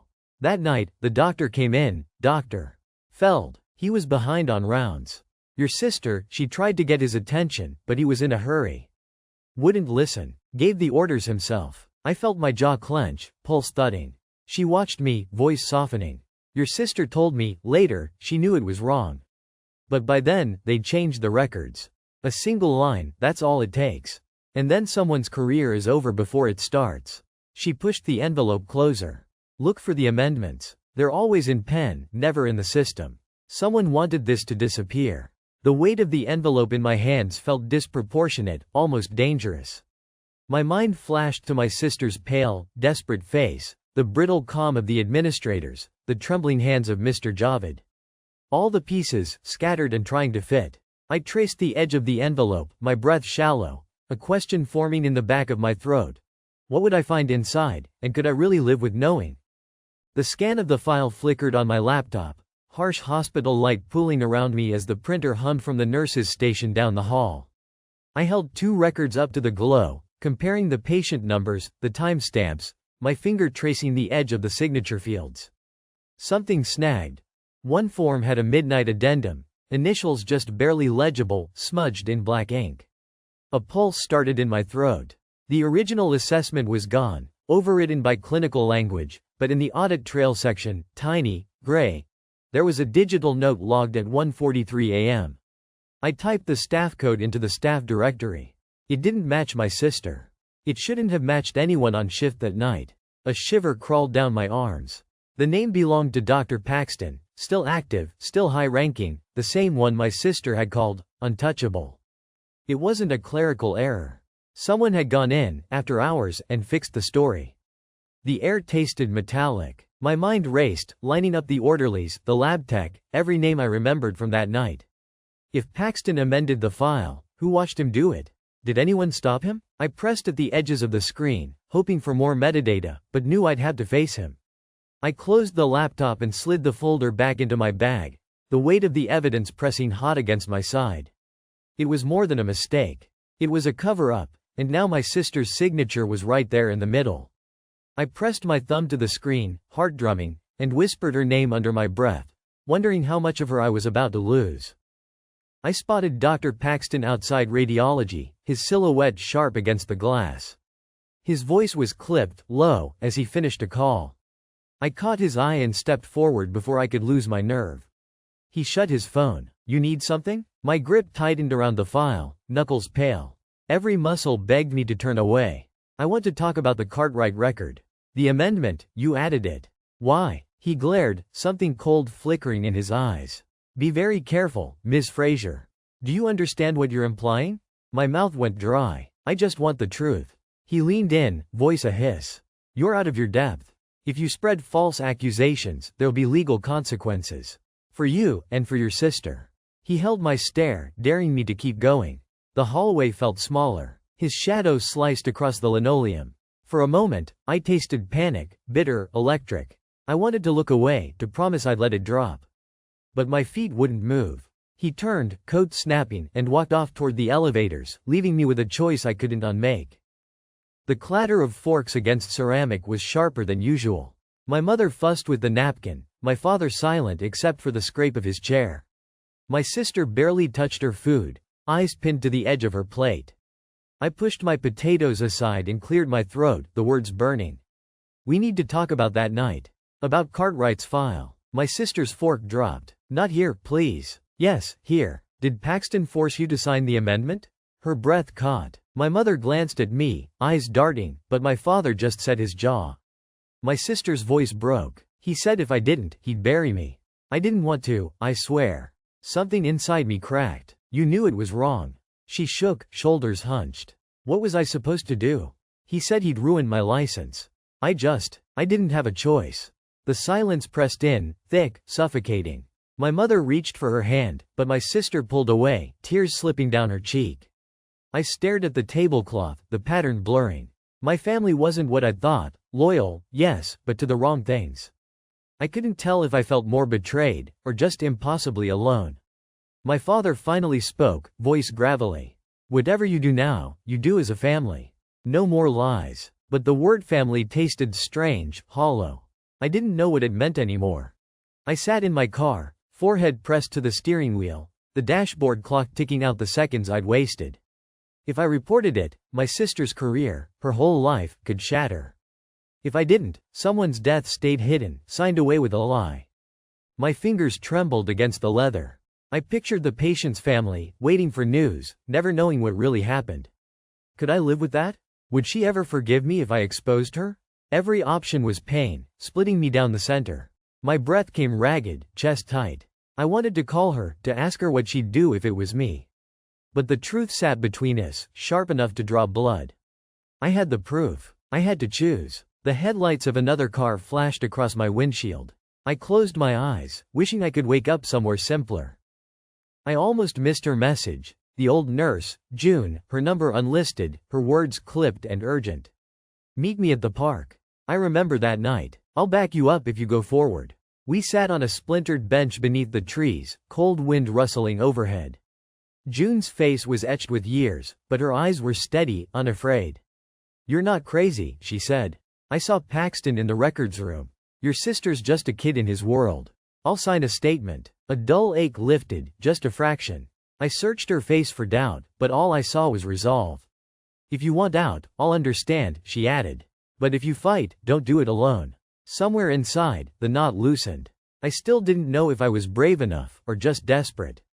But I wasn't trapped in the dark anymore. I looked at June, the wind tugging at her scarf, and wondered what tomorrow would ask of me that tonight hadn't already. The cursor blinks accusingly at me, waiting for something final. My phone is burning a phantom hole in my pocket, even though I haven't picked it up in minutes. The hospital's anonymous reporting portal is on my screen, the set of boxes blinking, asking, attach evidence? Explain circumstances? Name names? I can hear my own breathing louder than the muted television down the hall. My finger hovers over submit. My hand trembles, not from cold. My body is boiling with indecision, nerves jittering under my skin.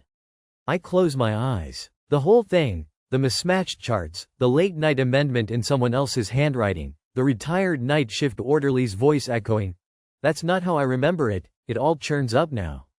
The sense of finality is a pressure in my chest, hungry and sharp.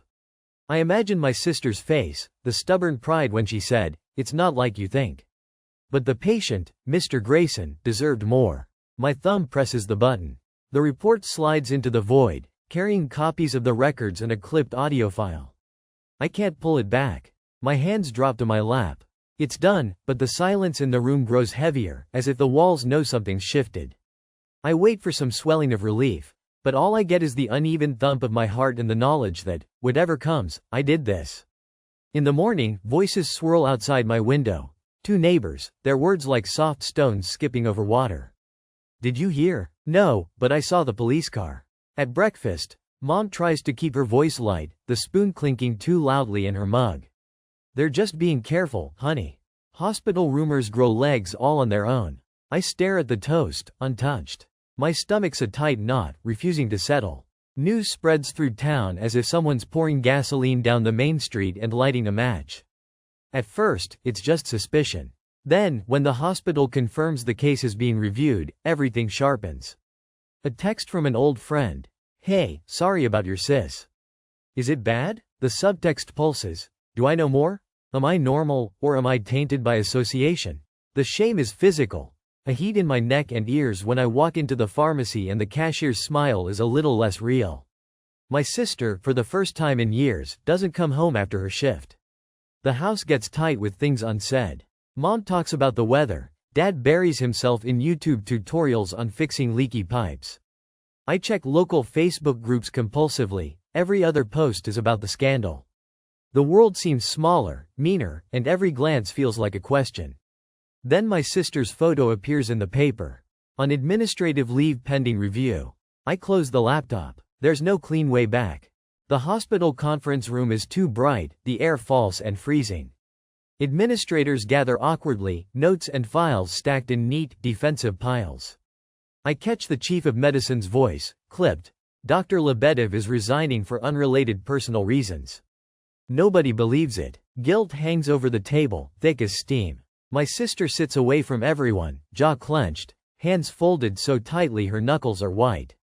She doesn't look at me, or anyone.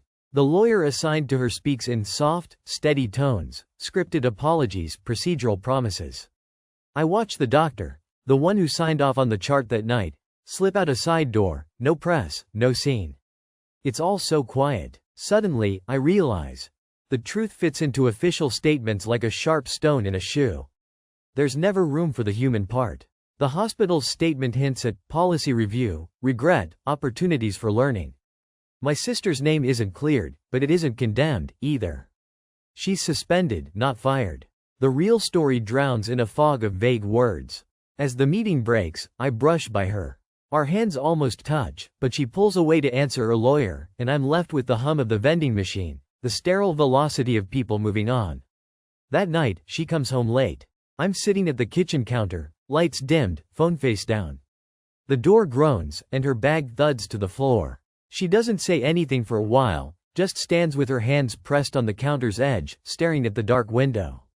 I break the silence. I didn't want it to be like this.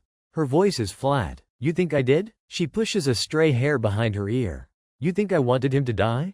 I shake my head. My chest feels hollowed out. No, but someone had to say something. She snorts, a sound halfway between a laugh and a sob. And it had to be you. My eyes sting, but I don't look away. You're my sister. I couldn't just pretend.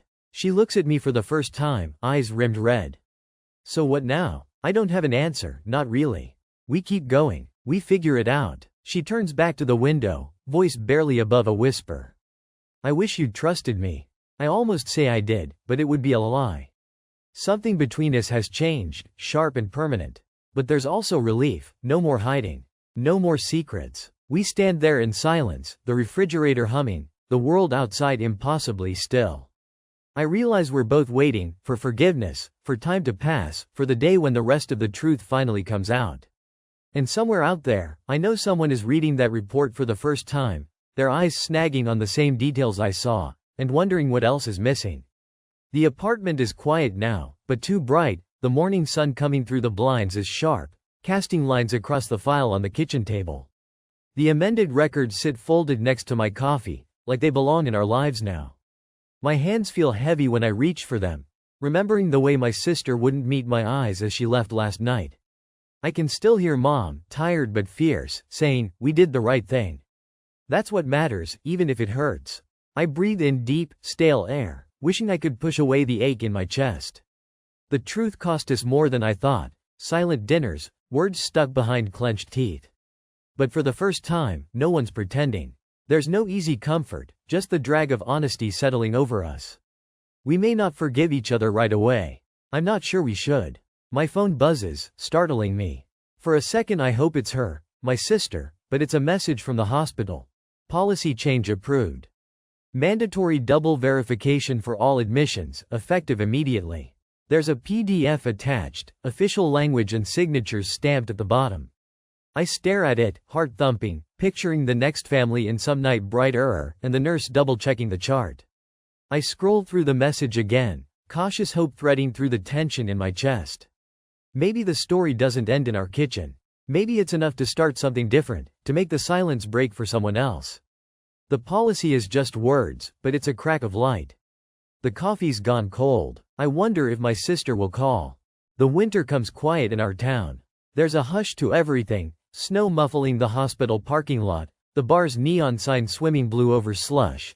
Even the old men at the diner seem to mutter less. The story's faded to background noise, but some people still glance up when we walk in. A car door slams in the distance. I watch my breath fog and clear as we step inside the house, my sister shuffling behind me, her steps slow. She tosses her keys on the table, but they miss and clatter to the floor. She flinches, rubs her wrist. I bend to pick them up, fingers tense. I'm always waiting for her to look at me like she did that night, all storm and apology. Instead, she just says, "Long day," and heads to the kitchen. My heart knocks once, hesitant, remembering how we used to tease each other after shifts, back before the records, the calls, the meetings. Now, sometimes it's just silence thick as snow. At dinner, the fork clicks against her plate. She eats little. Mom asks about the hospital, but it's routine now, everybody pretending the world is ordinary again. My sister meets my eyes, just briefly, and I see something steady there. Not pride, not defeat, something like survival. I nod, barely, and she relaxes her shoulders. The wound between us isn't gone, but it's healing, jagged and slow. Sometimes when I drive by the hospital at night, yellow windows glowing, I picture the patient's family packing up their car, starting over somewhere else. I wonder if they got answers. If closure's even a real thing or just a story small towns tell to keep from falling apart. The engine hums under my hand, steady and cold. I want to believe we did something good, even if it changed nothing. My sister knocks on my door late that night. Her voice is small. "You awake?" She sits on the edge of the bed. "You think it'll always be like this?" I shake my head, maybe too quickly, and she laughs, a sound full of old warmth. I squeeze her hand, not letting go even when she tries. There's no apology left between us, just the memory of what we risked, and the promise that we'd do it again. I open the file sometimes, flipping through with thumb and nail, pages thinned with handling, the confidential amendments tucked inside like a pulse. I think about the ex-staffer, her voice on the phone so careful, and the moment the truth split open between us. The house is quiet. I can hear the heater kick on, the faint drip of the faucet in the kitchen. No one really talks about what happened anymore. But when I walk past the nurse's station, or stand in line at the pharmacy, I catch sidelong glances that say they remember. Maybe not every detail, but enough. I breathe out slow, feeling the settle in my bones. I'm not proud, but I'm not sorry either. I did what I had to do. Standing up for the truth is lonelier than I expected. It's also more ordinary, mostly just paperwork, awkward silences, a cousin not returning texts. Loyalty isn't clean. Even now, I wonder what I'd choose if I had to do it again. But as my sister lifts her head and meets my gaze across the breakfast table, I know. Sometimes standing by your family means facing the truth together, no matter how much it hurts. The file is still there, locked away, a silent heartbeat behind the closet door. I never know if I want it found, or hope it stays secret forever. The sound of paper scraping the linoleum cut through my morning like a fire alarm.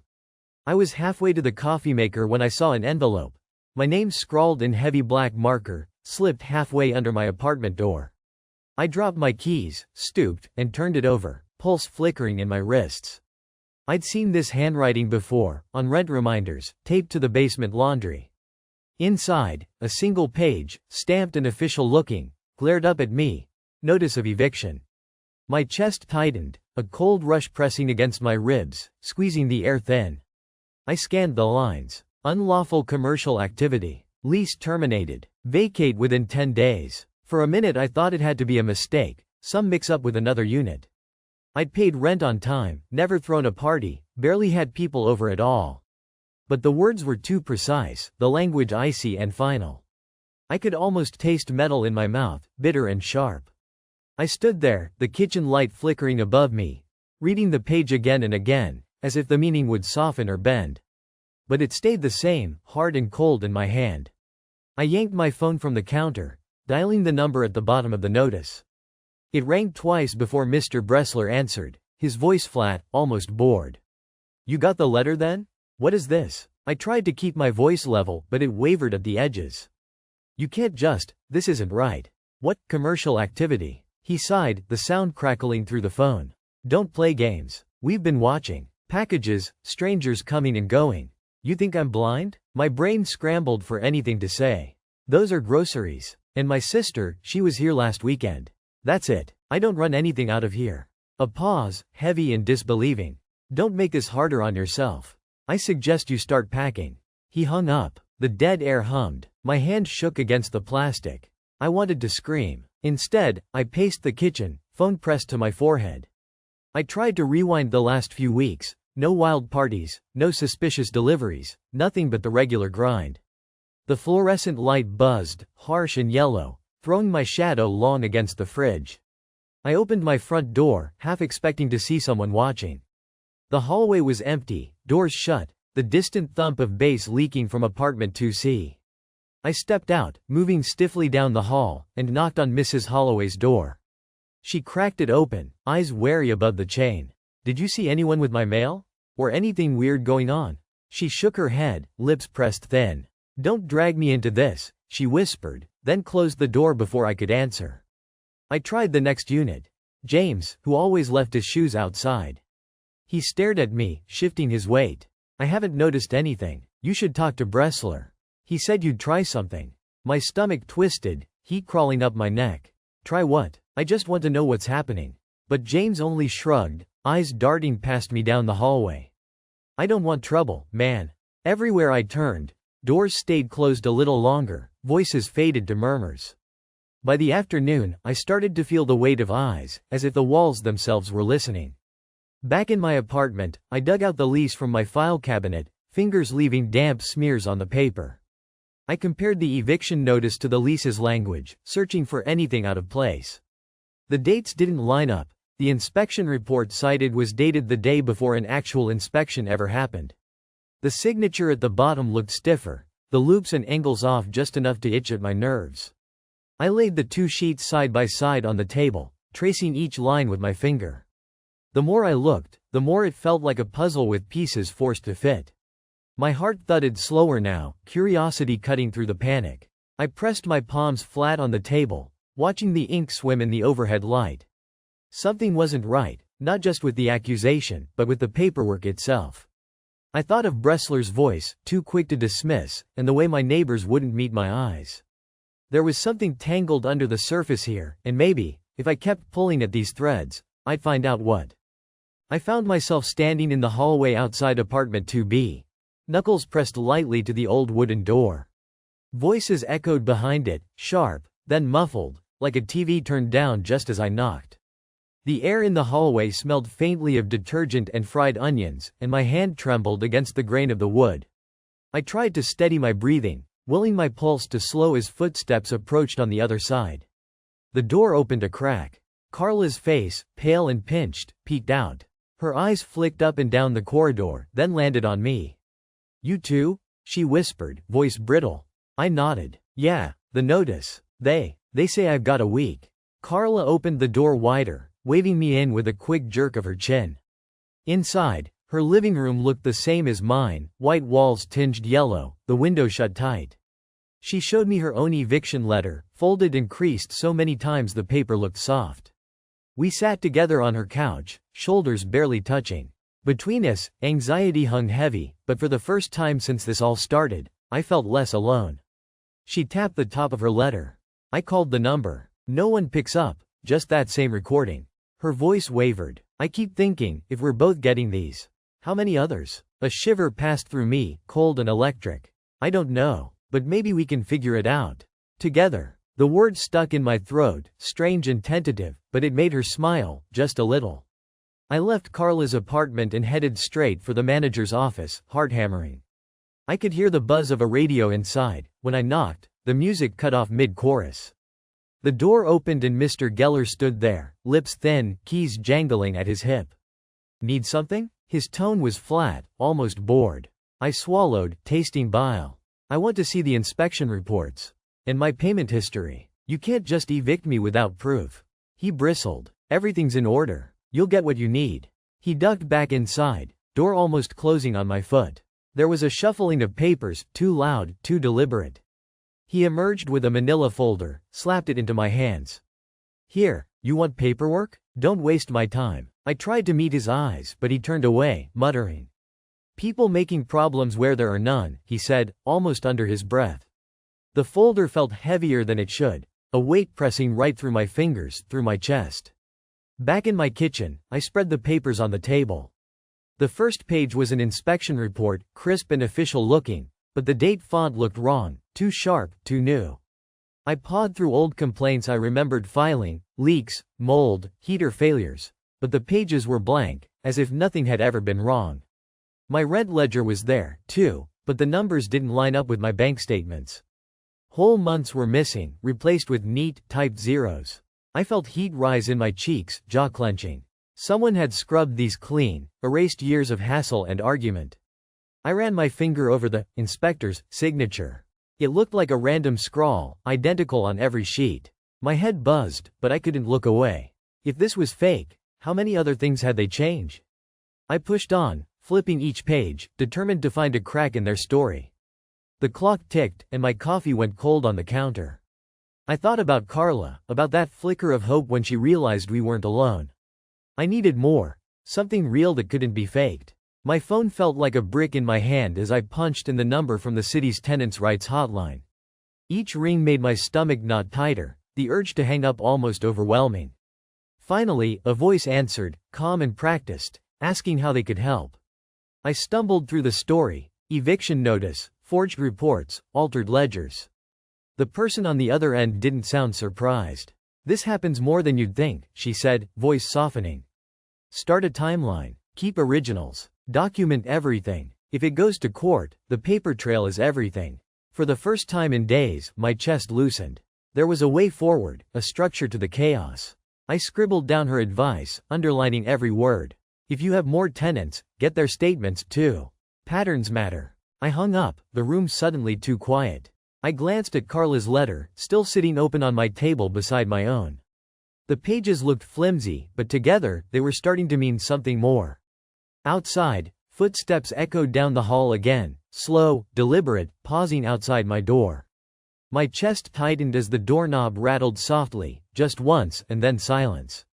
I waited, hand hovering over the papers, pulse hammering, wondering who might be next.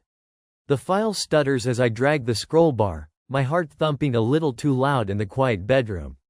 The scanned inspection reports flicker across the laptop screen. March, June, September. All stamped, all oddly pristine. I glance closer. The signatures have the same looping flourish, but the pressure is wrong on each one. Lines feathered out like someone practiced on tracing paper. My thumb leaves a sweaty crescent on the trackpad as I click. Same date, 2 months apart, on different forms. It's like finding fingerprints where there shouldn't be any. My jaw tightens. This isn't just a mistake, it's deliberate. I pull the heat closer under my chin, the radiator never quite working, and try to swallow. I'd wanted answers, but with each mismatched signature, the ground gets less stable under me. How many corners have they cut, and who's supposed to notice? A cold question curls up under my ribs. If these inspections are fake, what else is a lie? I keep scanning, pulse buzzing with a sharp, electric fear. I can't be the only one who's seen this. I hear footsteps in the hall, soft, cautious. Mrs. Alvarez's voice, small but urgent, comes through the door.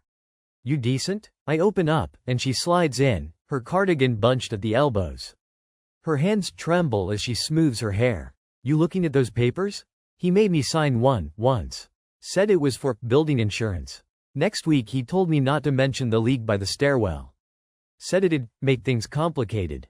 Her eyes dart to the window, as if the landlord might be behind the glass. I nod, showing her the reports.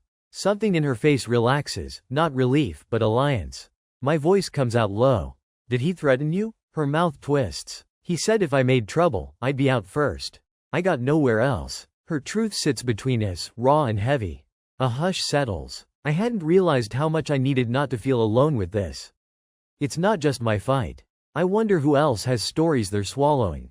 I scroll through my email and city records, cross-checking every report number. The pattern starts to harden.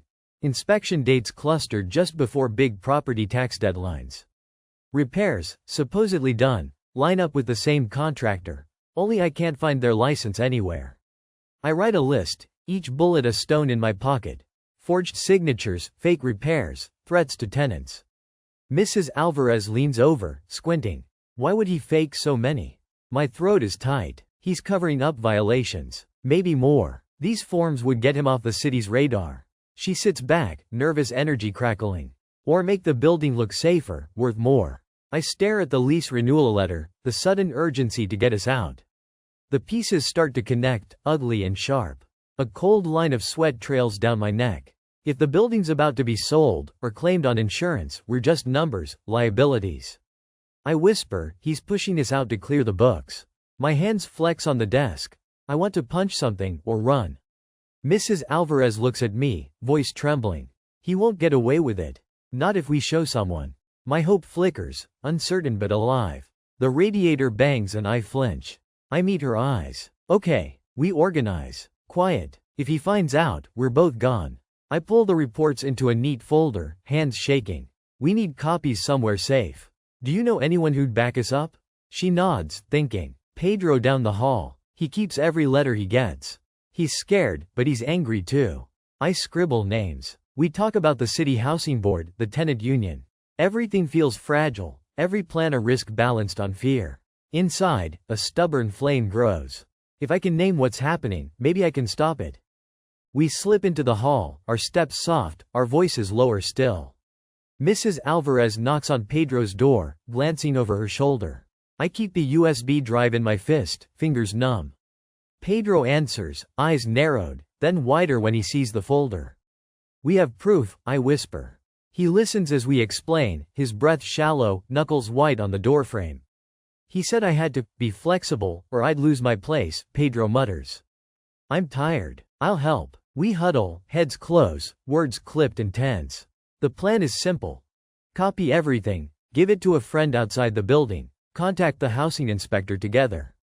My stomach twists. If he finds out, he could change the locks, or worse. A sudden crash downstairs makes us freeze. A door opens, heavy and impatient. Footsteps, too fast, up the stairs. My mouth goes dry. Pedro mouths, it's him. I flatten against the wall, heart rattling in my chest. Mrs. Alvarez squeezes my arm, a silent plea, don't lose your nerve. Then the landlord's voice, sharp, echoing up. I want everyone in the lobby. Now. Got something to say. I glance at the others. Did he see our lights? Did he hear us? I press the USB hard, as if it could disappear. I force my legs to move, each step a dare. The air in the lobby is thick, sour with sweat and old coffee. The landlord paces, mouth twisted. Some of you think you're clever. passing around rumors, stirring up trouble. His eyes lance through me. You want an eviction notice on your door tomorrow? Keep going. Mrs. Alvarez's voice shakes. We're just tenants. He laughs, a cold, ugly sound. Not for long, if I have anything to say about it. His eyes linger on the papers clutched in my hand. I swallow, my lips numb. He knows. Or suspects enough. Anger rises, hot and immediate, almost wiping out the fear. I grip the folder tighter. I'm done running. I look at Pedro, at Mrs. Alvarez. We're not leaving, I say, my voice shaking but loud enough to carry. And as the threat settles over us, I realize the only way out is through. My mind races, searching for the next move, because tonight, the game just changed. The voice of the legal aid attorney sliced through the muffled buzz of the city office. You brought the paperwork? Her eyes flicked to the manila folder I clutched in both hands. I nodded, swallowing hard as the room's fluorescent lights pressed down on my skin. My fingertips tingled. I pulled out the inspection reports, careful not to let them shake. The city inspector, silver hair cropped close, leaned forward. He was already reading my face before he even glanced at the papers. I slid the pages across the scuffed conference table. The attorney's expression didn't change, but her knee bounced under the table. The inspector's thumb traced the signature line. His brow furrowed. This is last year's form, he said quietly, voice almost gentle. The landlord, seated across from me, cleared his throat. I felt every muscle in my neck tense as if waiting for a blow. The silence seemed to stretch longer and longer, my own breath loud in my ears. The landlord let out a laugh that snagged on the edge of something brittle. There must be some confusion, he said, eyes skating past all of us. We use a standard template. Sometimes, files get switched around. The inspector pressed his finger to one line, then another. And this initials, these aren't mine. The landlord's jaw flexed. Maybe someone in the office, he began, but the attorney cut him off. Who filled this out? She asked. The landlord's gaze flicked to me, then to the inspector, lips working. I could feel the heat rising up my cheeks, the cold sweat trickling down my back. For a moment, I thought he'd brazen it out, but his voice came out small. I was just following what my manager told me, he muttered. The inspector's tone sharpened. That's not how these are supposed to work. Something shifted in the air. I realized I'd been clenching my fists in my lap. The door swung open. Two tenants stepped in. Maria, her hair pulled back tight, and old Mr. Dorsey, gripping a battered folder. Maria's voice came out louder than I'd ever heard it. We have papers too, she said, fixing the landlord with a stare that didn't waver. Mr. Dorsey set his folder down, hands shaking, but his eyes were steady. The attorney gestured them to sit. Papers rustled. More pages with mismatched dates, scribbled initials, half-erased notes. This isn't just about me, I said quietly, surprising myself. Maria nodded, jaw set. The inspector's eyes moved from page to page. You all received notices? He asked. Maria nodded. All of us, different reasons, but the same paperwork. There was a pause, then the attorney said, have you ever compared these before?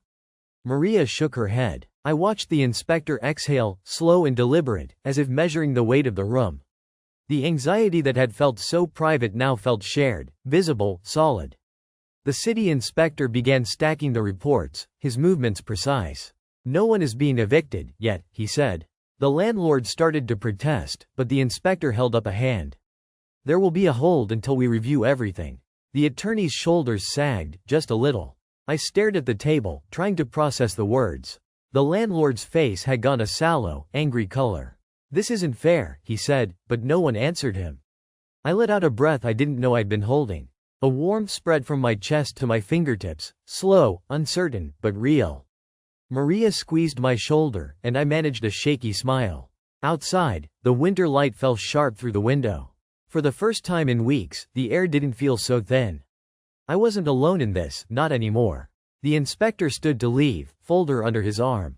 We'll be in touch, he said. His gaze lingered on the landlord for a beat too long.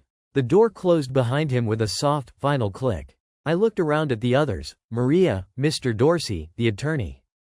Their faces were tired but somehow brighter, each of us connected by something we hadn't wanted but now couldn't ignore. My phone buzzed in my pocket, breaking the moment. I hesitated, pulse picking up again. I couldn't help but wonder, if this was only the beginning, What else might we find beneath the paper trail? Rain spat against the window, a dull drumbeat that felt both steadying and unnerving.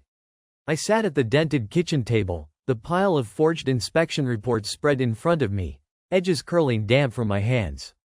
My chest rose and fell, slower now, but still too shallow, like my body hadn't caught up to the news.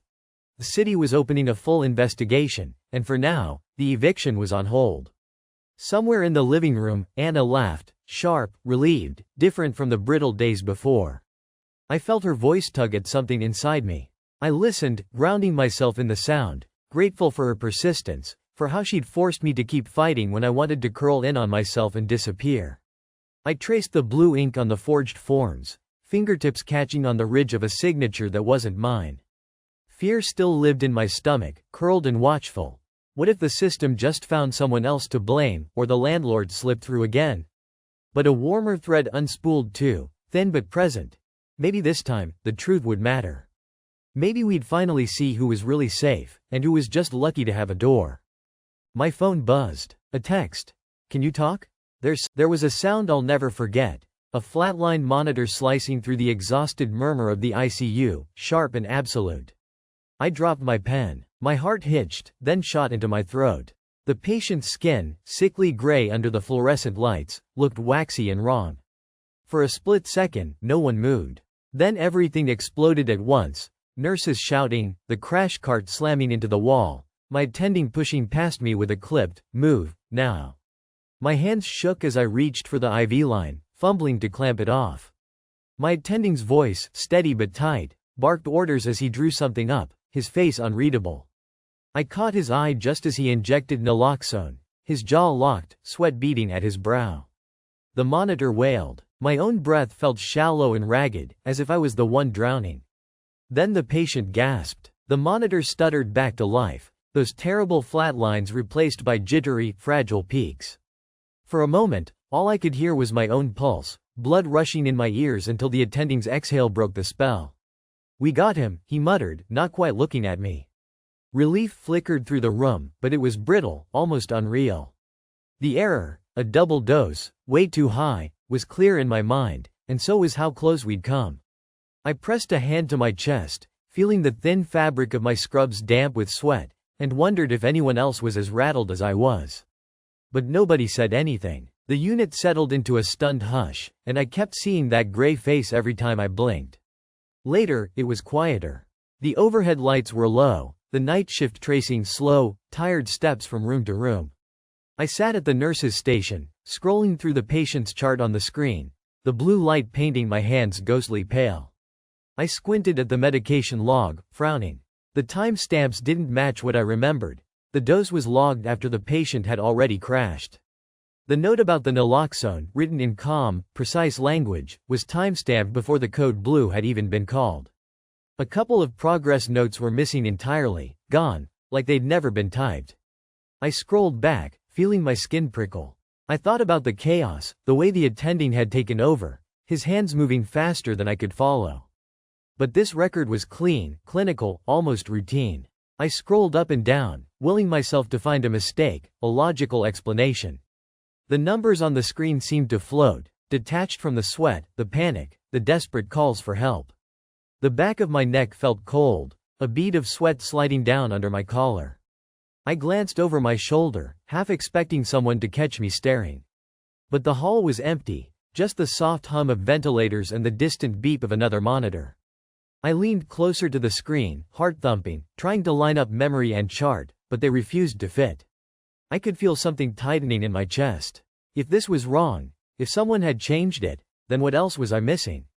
I heard footsteps, soft at first, then louder. The patient's family, a tight cluster of pale faces, stood just outside the glass, their eyes wide. My attending approached them, shoulders loose, voice a gentle hush. He had a reaction, but he's stable now. We caught it quickly, and he's responding well, he said, his tone warm, almost soothing. The mother's hand trembled as she pressed it to the glass. Is he going to be okay? My attending nodded, giving her a small, tired smile.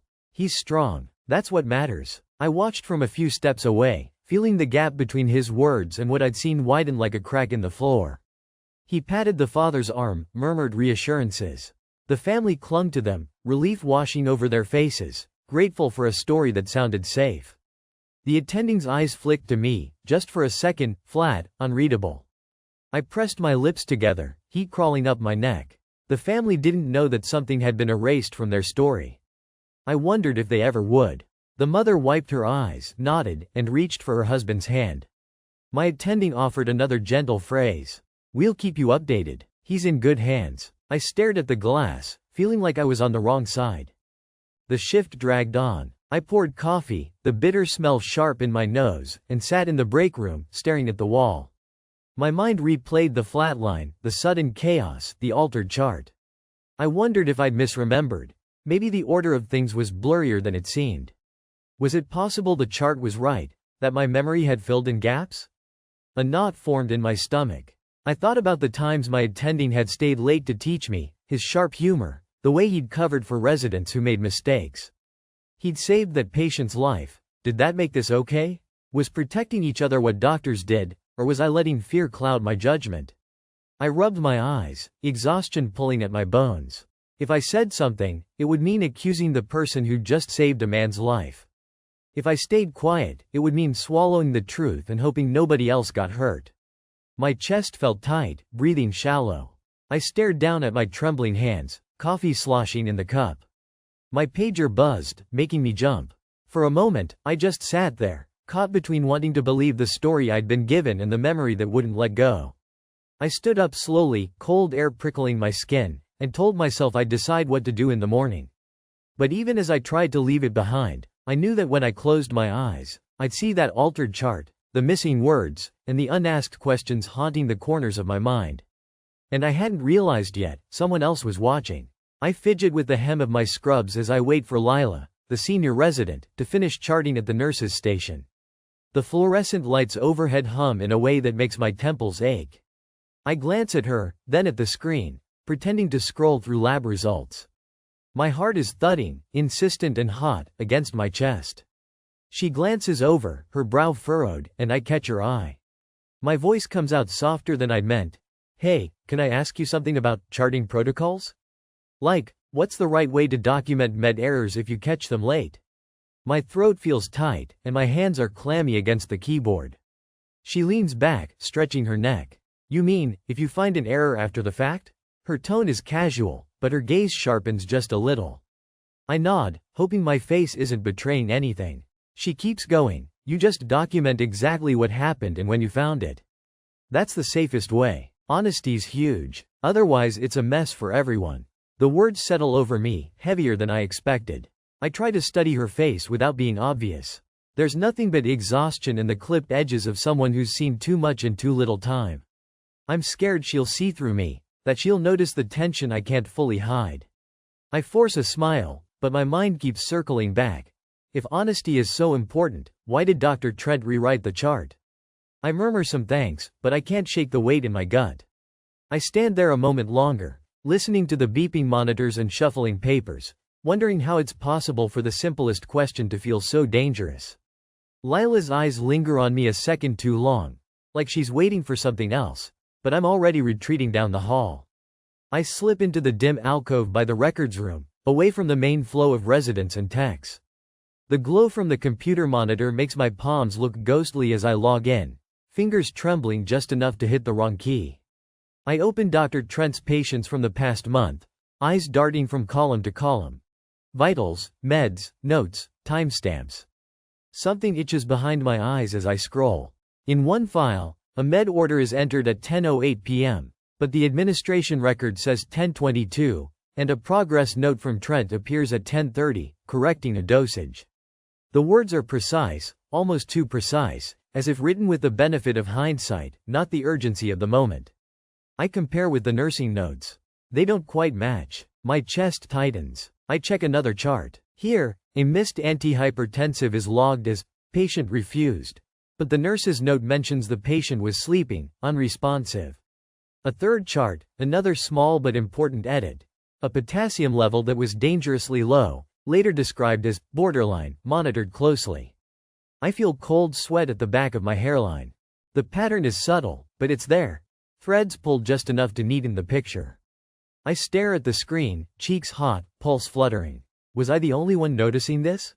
Or was I just the only one dumb enough to look? A faint noise behind me, just the heating kicking in, but I jump anyway. My own reflection in the dark monitor glass catches me off guard. I barely recognize myself, pinched and wide-eyed. I wonder, for a second, if I'm just seeing ghosts in the data, imagining things out of nerves. But the numbers don't lie. I close the files, feeling the skin on my arms prickle. It's a strange relief and a sickening confirmation all at once. There's a part of me that wishes I'd found nothing. I stare at the login screen a moment longer, thinking about the line between paranoia and vigilance, and how thin it feels tonight. When I spot Dr. Trent in the medication alcove, I nearly change direction. He's restocking, back turned, humming tunelessly under his breath. I force myself to keep walking, rehearsing my words. Each step is a countdown. He hears me and straightens. Something you need? His voice is flat, tired, but there's a flick, just a flick, of tension in his posture. I keep my tone neutral. I had a question about documenting med orders. If something gets entered wrong initially, what's the best way to fix it? Just for my own learning. My stomach feels sludgy. I can smell the faint bite of antiseptic, sharp in my nostrils. He doesn't look at me at first. He closes the cabinet with a snap, then turns. Mistakes happen, he says, too quickly. But that's why we double-check. You make a late entry, you clarify. But you do it right away. He meets my eyes, and for a moment I see a flash of something. Annoyance? Panic? It's gone before I can name it. I nod, but he's already started to move past me. Don't get bogged down in hypotheticals, he says, brisk, almost dismissive. We all have enough real problems. His hand brushes my shoulder, just a little too firm. My skin crawls. I want to ask again, to push, but his body language is a wall. My question hangs between us, unanswered, and he disappears down the hallway before I can say anything else. The silence after he leaves feels pointed. I realize I'm holding my breath, waiting to see if he'll double back. He doesn't. I lean against the cool wall, heart hammering, wondering if my face betrayed the suspicion I'm trying so hard to hide. At the end of my shift, I overhear two nurses whispering in the locker room. Their voices are low, urgent. One of them glances around before speaking. Heard about Anna last year? One says, and the other nods, eyes wide.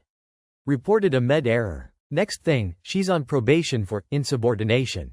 Never came back. A cold shiver works down my spine. I fumble with my lanyard, pretending not to listen, but their words echo in my head. You just keep your head down, the second nurse murmurs. This place doesn't reward heroes. There's a bitter edge to her voice that makes my pulse race. For a moment, I can't move. My mouth is dry, and I stare at the uneven tiles, piecing together stories I'd only half heard before. Residents transferred to other programs, nurses suddenly gone. I'd always thought they were just rumors, cautionary tales for new staff. I leave the locker room with my jacket half zipped, the corridors too bright, echoes of footsteps bouncing ahead of me. My chest is tight, breath shallow. The air feels charged, like something waiting to snap. I pause at the exit, hand hovering over the door. If honesty is dangerous here, what does that make me, now that I know? Copying patient chart numbers into my own notebook felt like holding my breath underwater. I sat at the unlit corner of the nurses' station, the low hum of the vending machines making every page turn sound louder. I compared the written med times, squinting at the neat, corrected slashes, then checked the digital logs. Sometimes the numbers didn't match. My pulse ticked in my wrists when the floor doors hissed open, just a janitor with his headphones, but every sound felt like a warning. I worked quickly, but not quickly enough. My hands shook as I toggled between screens, careful not to leave search histories, careful to close every window, double-checking my own digital footprints. There weren't many safe places left in the building, so I sometimes waited for the pre-dawn lull, when even the overnight staff slumped at their desks. I'd jot a fleeting note on a post-it, transfer it later, then shred the scrap until it was confetti. Every time I logged a discrepancy, dose, time, initials that didn't match, I pictured myself on the wrong end of an inquiry. My scalp prickled imagining someone watching cameras, wondering why the resident spent so much time near admin computers. I told myself it was protocol to double-check, but my heart pounded, guilty and exposed. The more I documented, the clearer it became. If anyone found out, it wouldn't matter why I'd started. I left the station that morning with a pocket full of numbers, the fear crawling higher with every step. I wondered if anyone else was secretly watching me, and if I'd already crossed a line I couldn't uncross. When I finally locked myself in the single-stall bathroom, the buzz of fluorescent lights overhead, I called the hospital admin line. My fingers pressed the keypad too hard, my voice came out too soft. I need to talk to someone about a documentation concern. It's confidential. The line crackled, a bored voice asked me to hold. I stared at my shoes, heartbeat echoing in my ears as the minutes stretched. Finally, a woman's voice, practiced and warm. "Doctor, you're calling about a charting issue?" I swallowed. Yes. There's a recent medication error that may not be accurately reflected. On patient. I paused, almost said the number, stopped myself. A silence. "We appreciate your diligence. Please submit your concerns to the usual reporting portal, and we'll ensure the matter is reviewed appropriately," she said, too smooth. Is there anything else? My jaw clenched. Won't that route it to the same people involved? My thumb pressed the phone so hard it hurt. Is there any other way? She inhaled, just barely. "Doctor, follow protocol. And for your sake, exercise discretion." The click at the end of the call was final, and the line went dead.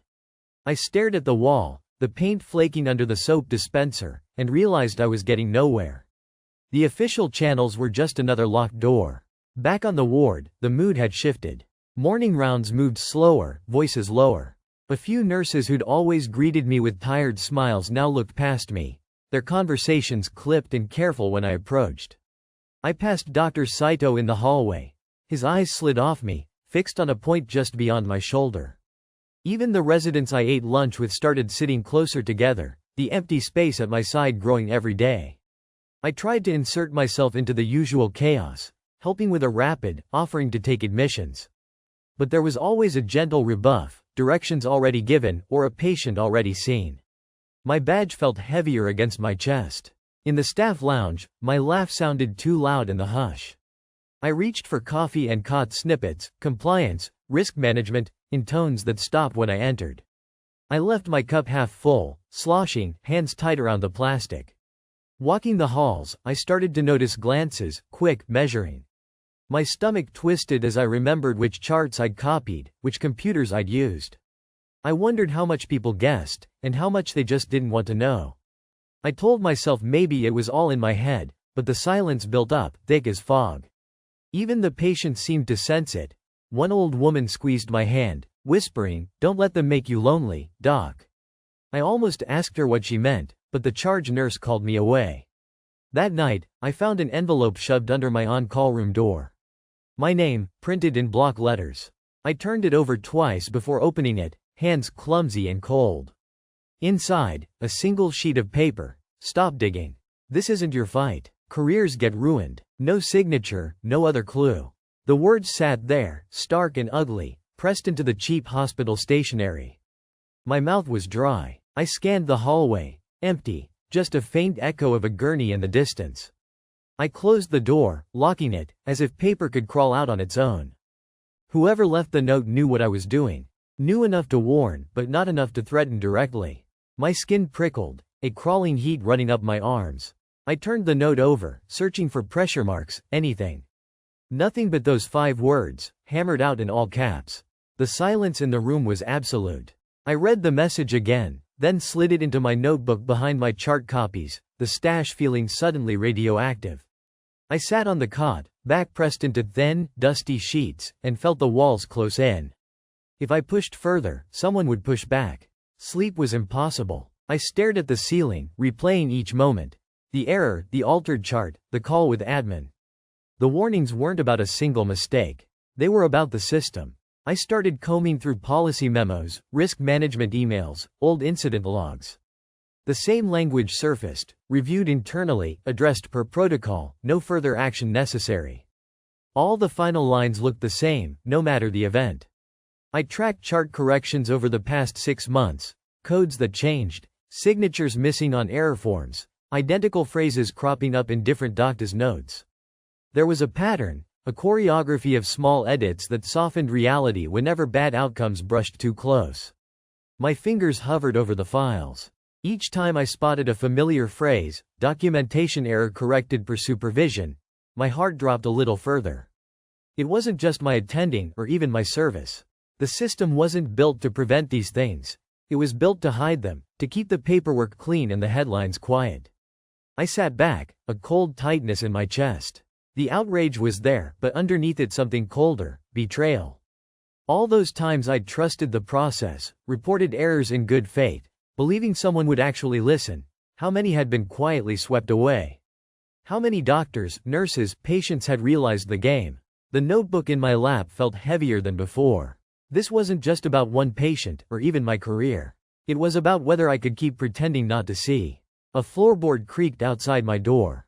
I snapped the notebook shut, heart thrumming, and whispered, "Who's there?" Only silence answered, and I realized I wasn't sure what scared me more, being found out or being left alone with what I now knew. My phone vibrated on the lunch table, the sound sharp and alien among the cafeteria's low, tired hum. I flipped it over. Only a reminder. My shift ending in 2 hours. But my hands stayed tight around the phone, knuckles pale. I stared at the app where I'd saved photos of the altered chart, thumb hovering, chest tight.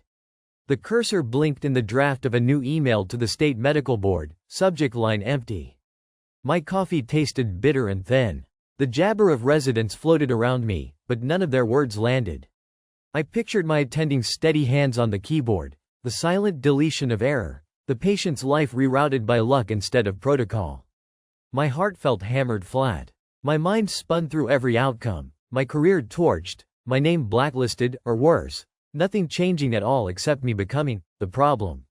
I pressed my palms to my eyes, heat blooming behind my lids. If I did nothing, I'd carry this weight alone, every chart, every error, a silent calculation of risk. But if I did something, if I reported, would I be heard or crushed? Maybe both. I imagined the board's faceless bureaucracy, the slow wheels, the way people looked at whistleblowers. Something ugly, rooting in my gut. No matter what, I'd be change. A tray clattered to the floor nearby, sharp enough to make me jump. I caught the stares of 2 nurses, then dropped my gaze back to the phone. My throat felt raw. I needed to decide before the day's end. Either way, I'd lose something, my peace, my future, or just the last fragments of trust in this place. I tapped the screen, finger trembling, and told myself there was no easy way out. Only forward. The elevator's fluorescent lights buzzed overhead as I typed the board's address into my laptop. The room empty except for the hum of servers and the echo of my own breath. My jaw ached from clenching.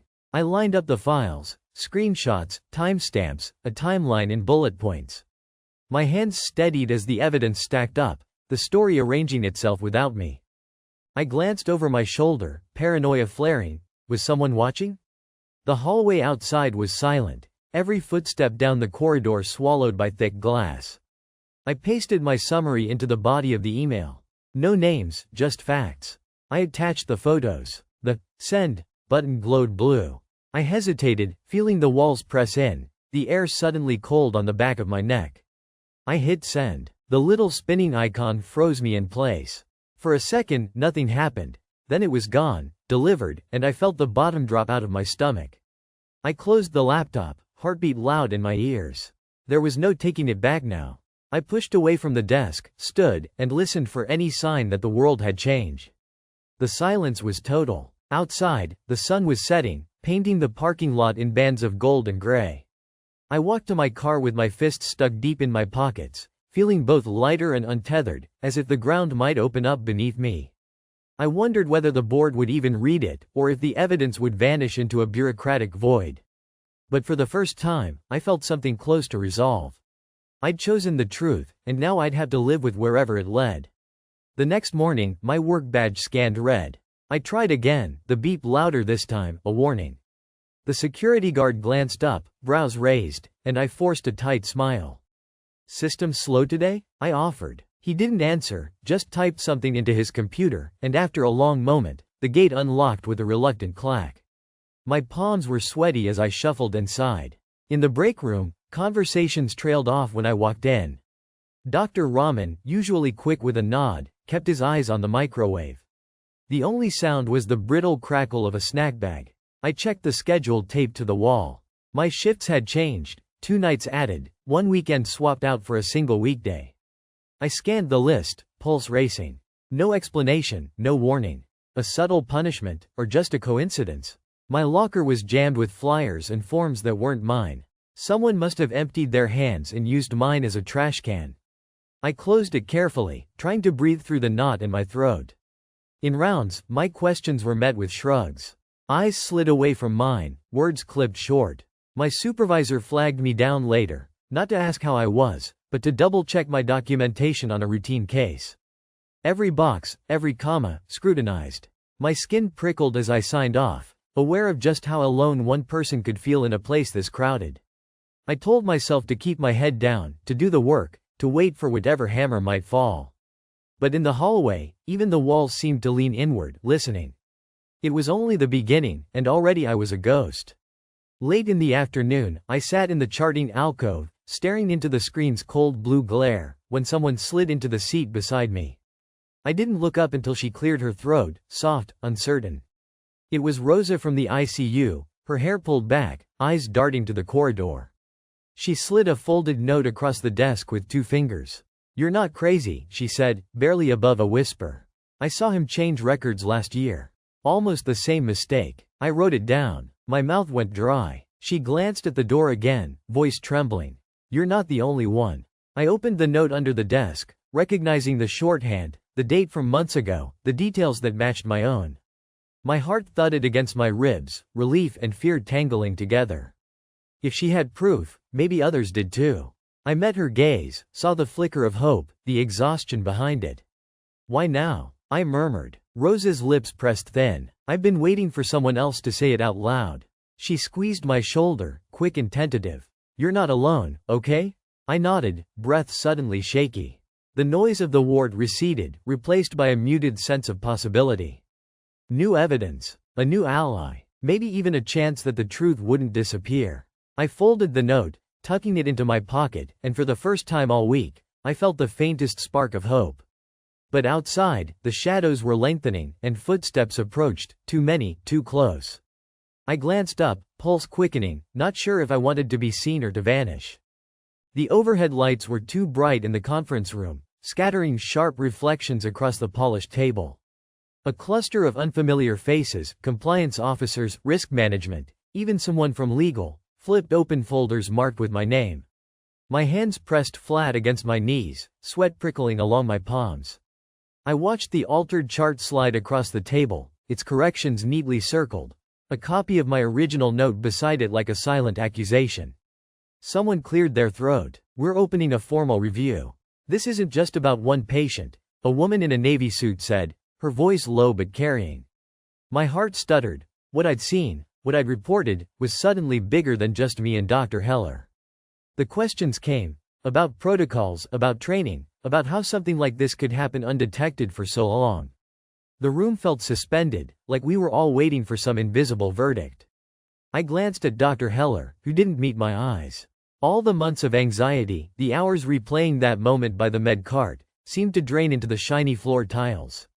For a second, I almost felt weightless, like maybe, just maybe, the truth was going to matter here. Afterward, I walked outside, the cold air biting at my cheeks. I kept replaying the meeting, faces blurred, words echoing. Had I really changed anything, or just painted a target on my own back? The hallways felt different now, doors half closed, voices dropping off when I passed. Some colleagues offered tight nods. Others didn't look up at all.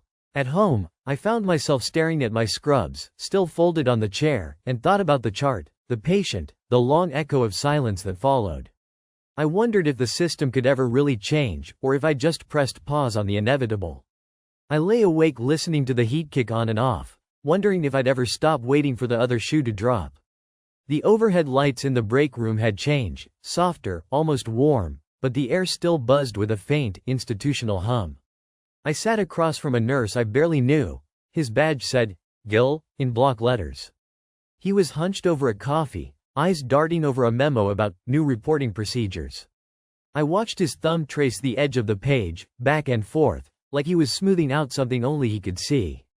A week ago, they'd replaced 3 pharmacists and reassigned 2 attendings. The official line was performance alignment. And officially, everyone whispered. Gil didn't look up. You heard about the committee?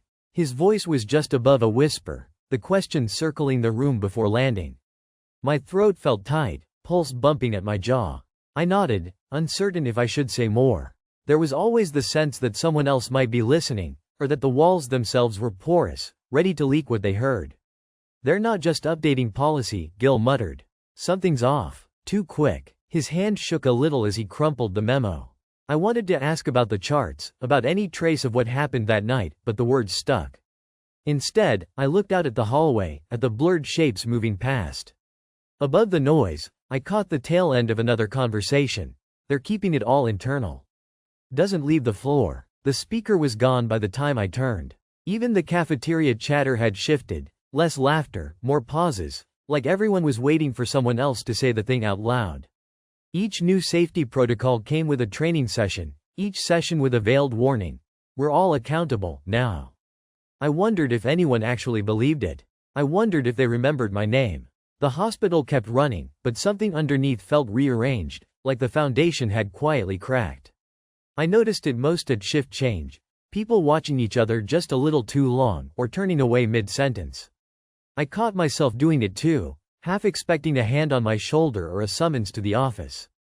But it never came. Only once did someone mention my part in it, and even then, it was oblique. You're brave, the night tech told me, but she wouldn't meet my eyes. The word hung between us, heavy as a secret. Sometimes, I caught my own reflection in the glass by the elevator, searching for signs of who I'd become, wondering if the shadow I saw belonged to me, or to the thing I'd set in motion. I started spending more time in the stairwell, where the walls were bare and the light was honest. The echoes there seemed less judgmental, and the air tasted faintly of dust and paint. Every step upward felt both lighter and lonelier. Rumors had a way of filling the spaces rules couldn't reach. I overheard a resident say, "No one wants to be the next one." It sounded like a warning, or maybe a threat.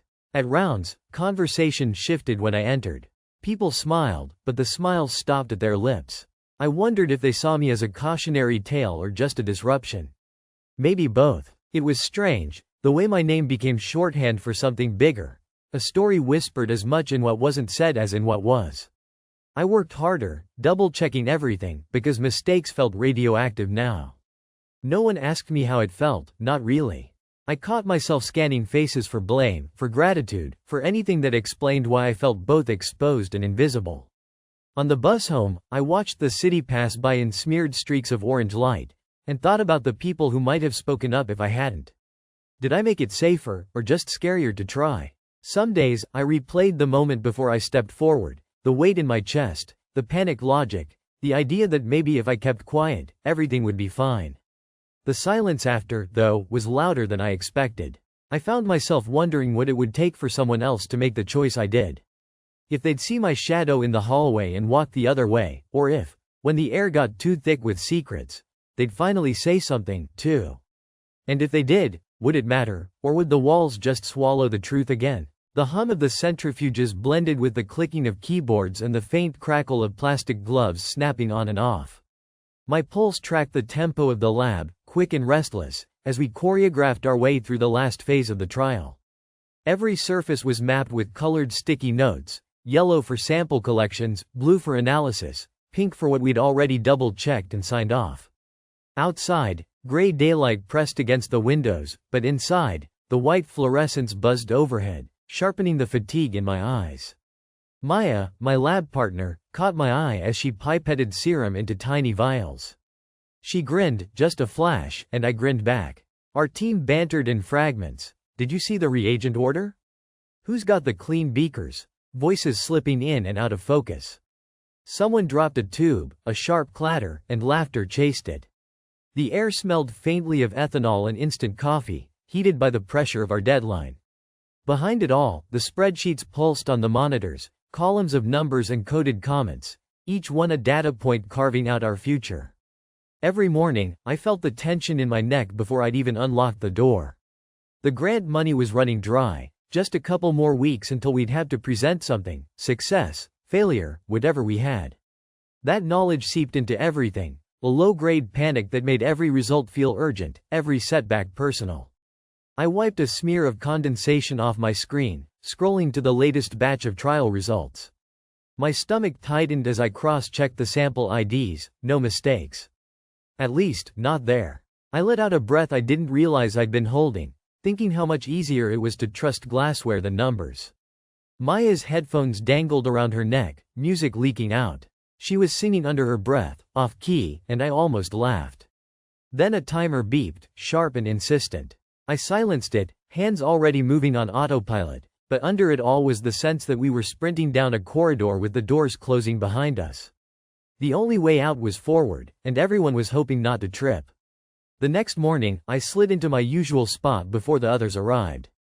The lab was quieter than usual, the only sound a distant rumble from the air handler. I opened up the data spreadsheet, a habit by now, double-checking everything before the day really started. The screen glowed, columns marching across. I scrolled through the adverse event logs, mentally tracing the side effect reports I remembered from the last round. A few numbers caught my eye, an odd repetition. The incidence rate of mild headaches was lower than I remembered, and one subject's ID popped up twice in different groups. My mouth went dry as I hovered over the cells. The text formatting was slightly off, too, like someone had copied them from somewhere else. I sat back, heart tapping faster. Maybe it was a copy-paste error. Maybe my memory was playing tricks. But I'd spent enough late nights with these numbers to know when something didn't add up. My fingers tingled as I scrolled back through previous versions, quiet, quick, hoping for a pattern that didn't point toward what I was afraid of. The silence of the empty lab pressed in, almost accusing. Behind me, the door clicked. I snapped the spreadsheet closed, pulse still climbing. Maya breezed in, dropping her bag by her bench. Her hair was still damp from the rain, cheeks flushed. She gave me a quick smile, but her eyes flicked to the monitors, then away. I cleared my throat, trying to keep my voice steady. "Hey, did you update the adverse events log last night?" She hesitated, hands busy with her notebook, flipping through pages a little too quickly. Yeah, just cleaning up the formatting." "Why?" I shrugged, feeling the tension in my shoulders. Some of the numbers looked weird. Like the headache rates dropped suddenly. Did something change in the way we're reporting? Maya's pen stilled. She shrugged, not quite meeting my eyes. "I just consolidated some stuff. Made it easier to read." Her voice was thin, almost rehearsed. A cold edge crept into the space between us. I watched her tuck a strand of hair behind her ear, fingers trembling. My mind spun through what to say: press harder, back off, pretend I hadn't noticed. "I don't want to mess things up," I said, keeping my tone light. "Just want to make sure we're on the same page." Maya bit her lip, then closed her notebook with a snap. "We are. It's fine." She turned away, pretending to organize pipette tips, but I saw the way her shoulders hunched in. The silence was thicker this time, heavy with questions neither of us wanted to ask out loud. The next team meeting was crowded and tense, everyone packed around the scarred conference table. Our supervisor, Dr. Lin, stood at the head, arms folded, eyes flicking over us one by one. Her smile was tight. The projector flickered, showing charts, trends, targets, the usual. But her voice was sharper than usual, and she didn't waste time. "We're down to the wire," she said, tapping a stack of papers. "The grant committee wants clear results in 2 weeks. If we can't show significant improvement, we lose funding, and that means layoffs. I need everyone's absolute best." A hush settled over the room. My fingertips buzzed against the table, nerves echoing in my jaw. Around me, people shifted, trading quick, uneasy glances. Someone coughed, the sound swallowed by the carpet. Dr. Lin's gaze landed on me, then Maya. "We can't afford mistakes. Or surprises. If there are issues, I expect to hear about them immediately." My mouth was dry. I wanted to speak, to say something to cut through the pressure, but no words came. Maya kept her head down, scribbling invisible notes in the margin of her pad. The meeting ended with a burst of forced laughter, chairs scraping back, the rush to escape palpable. In the hallway, Maya caught my sleeve, her grip urgent.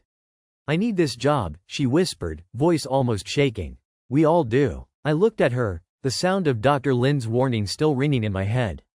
The stakes were suddenly, unmistakably real, and the spreadsheet, with its quiet edits, felt heavier than ever. I wondered how many other eyes had missed what I'd seen, and how long I could keep pretending not to know. The hum of the old desktop filled the lab, steady and mechanical, as I scrolled through last week's backup files.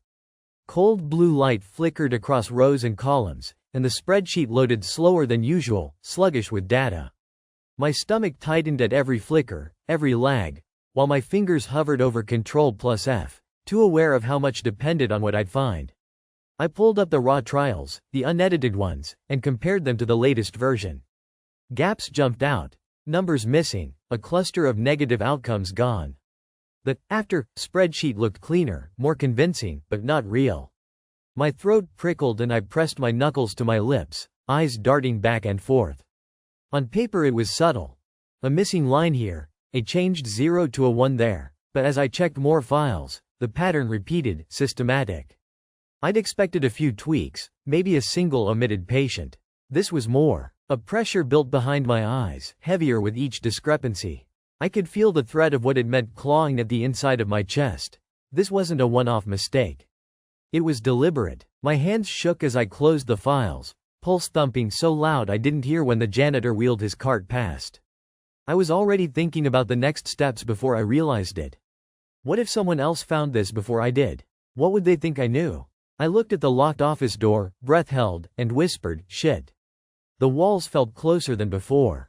The next morning, the conference room echoed with laughter and the scrape of coffee mugs. The head of R&D held up a printout of our latest results and grinned, voice booming. "This is the kind of breakthrough that keeps us ahead, folks. You too," he pointed at me and Sarah, "are making the company proud." I forced a smile, but it felt brittle, sharp-edged. My shoulders tensed under the weight of every glance. Sarah's leg bounced under the table, barely visible.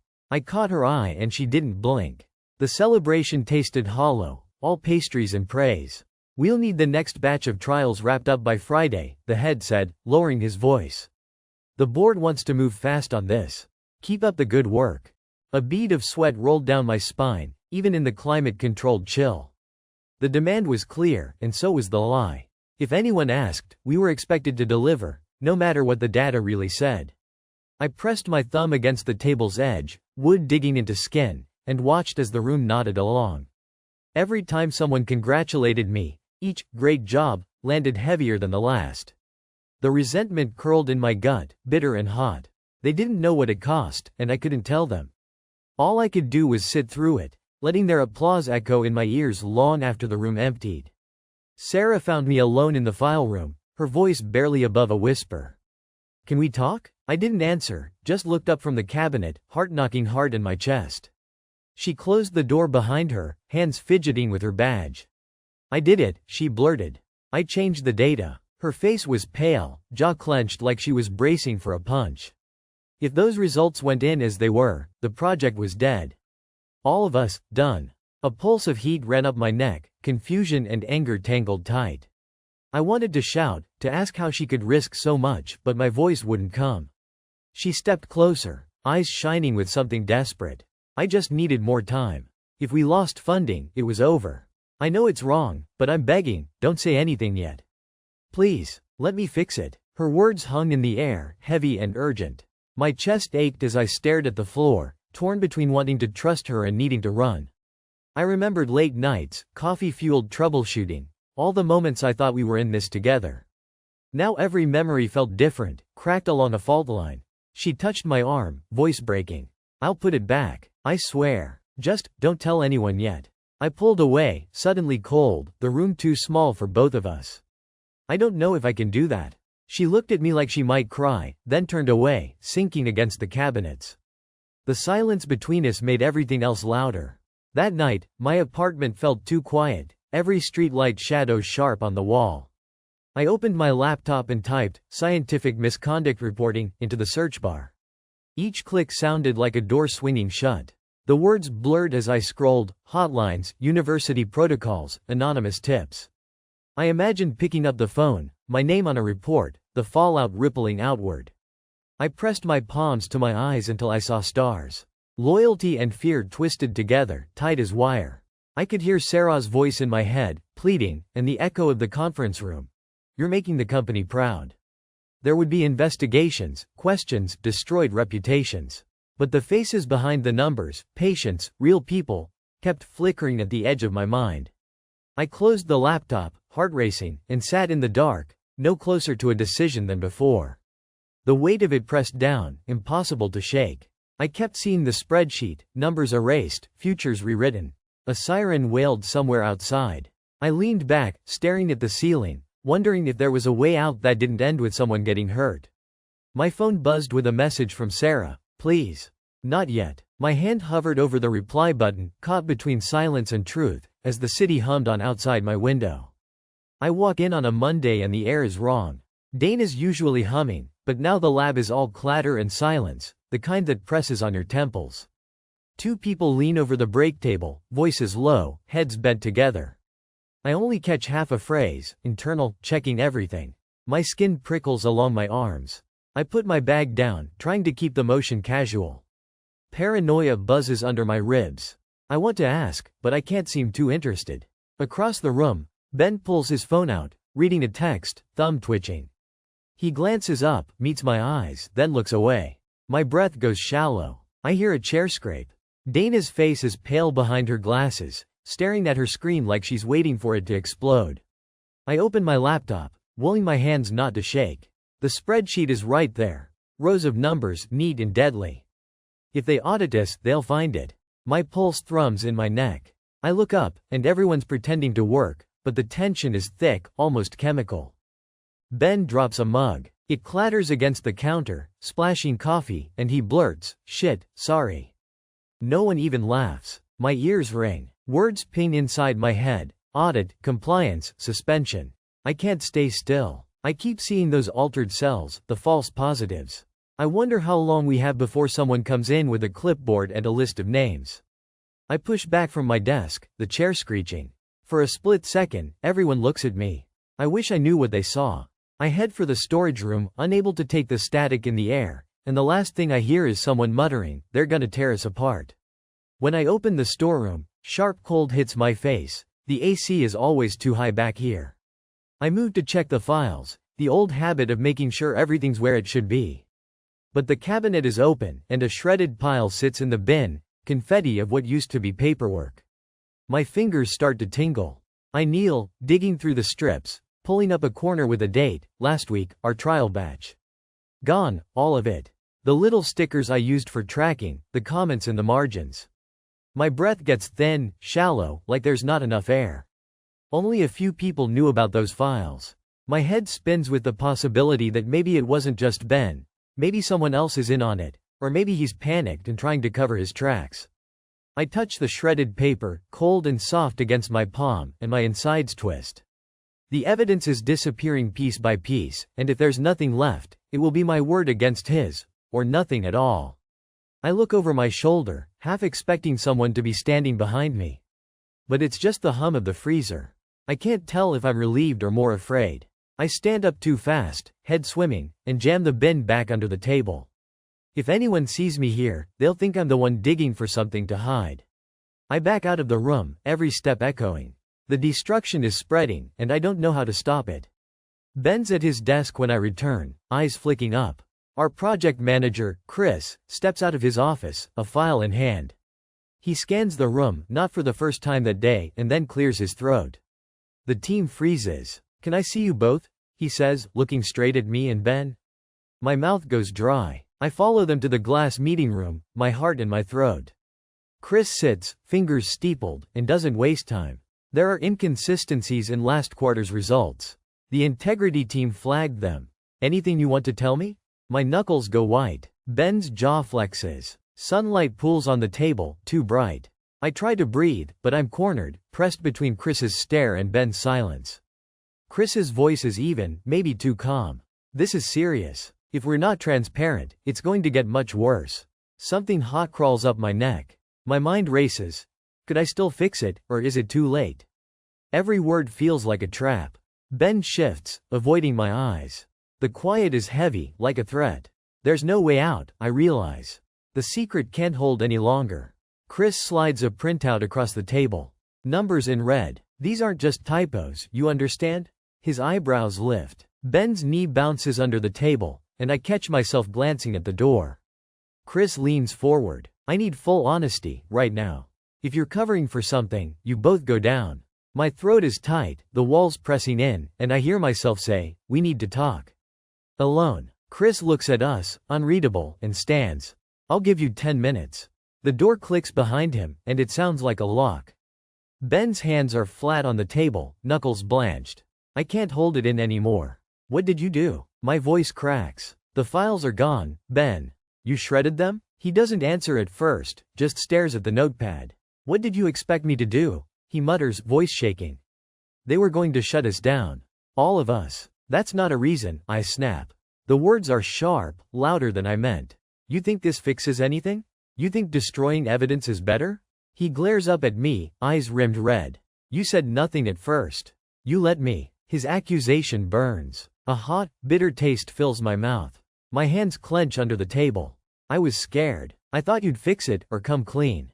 His fists tighten. "So now what? We go down together?" The tension is unbearable. I force the words out. "Either you confess, or I go to compliance myself." Ben's jaw clenches. "You'd really do that?" I nod, barely trusting my own voice. "I have to." He slumps, and there's something broken in the way he exhales. We sit in silence, the clock ticking, the future narrowing to a point. The door opens. Chris watches us, expression unreadable. Time's up. The next morning, the building feels colder.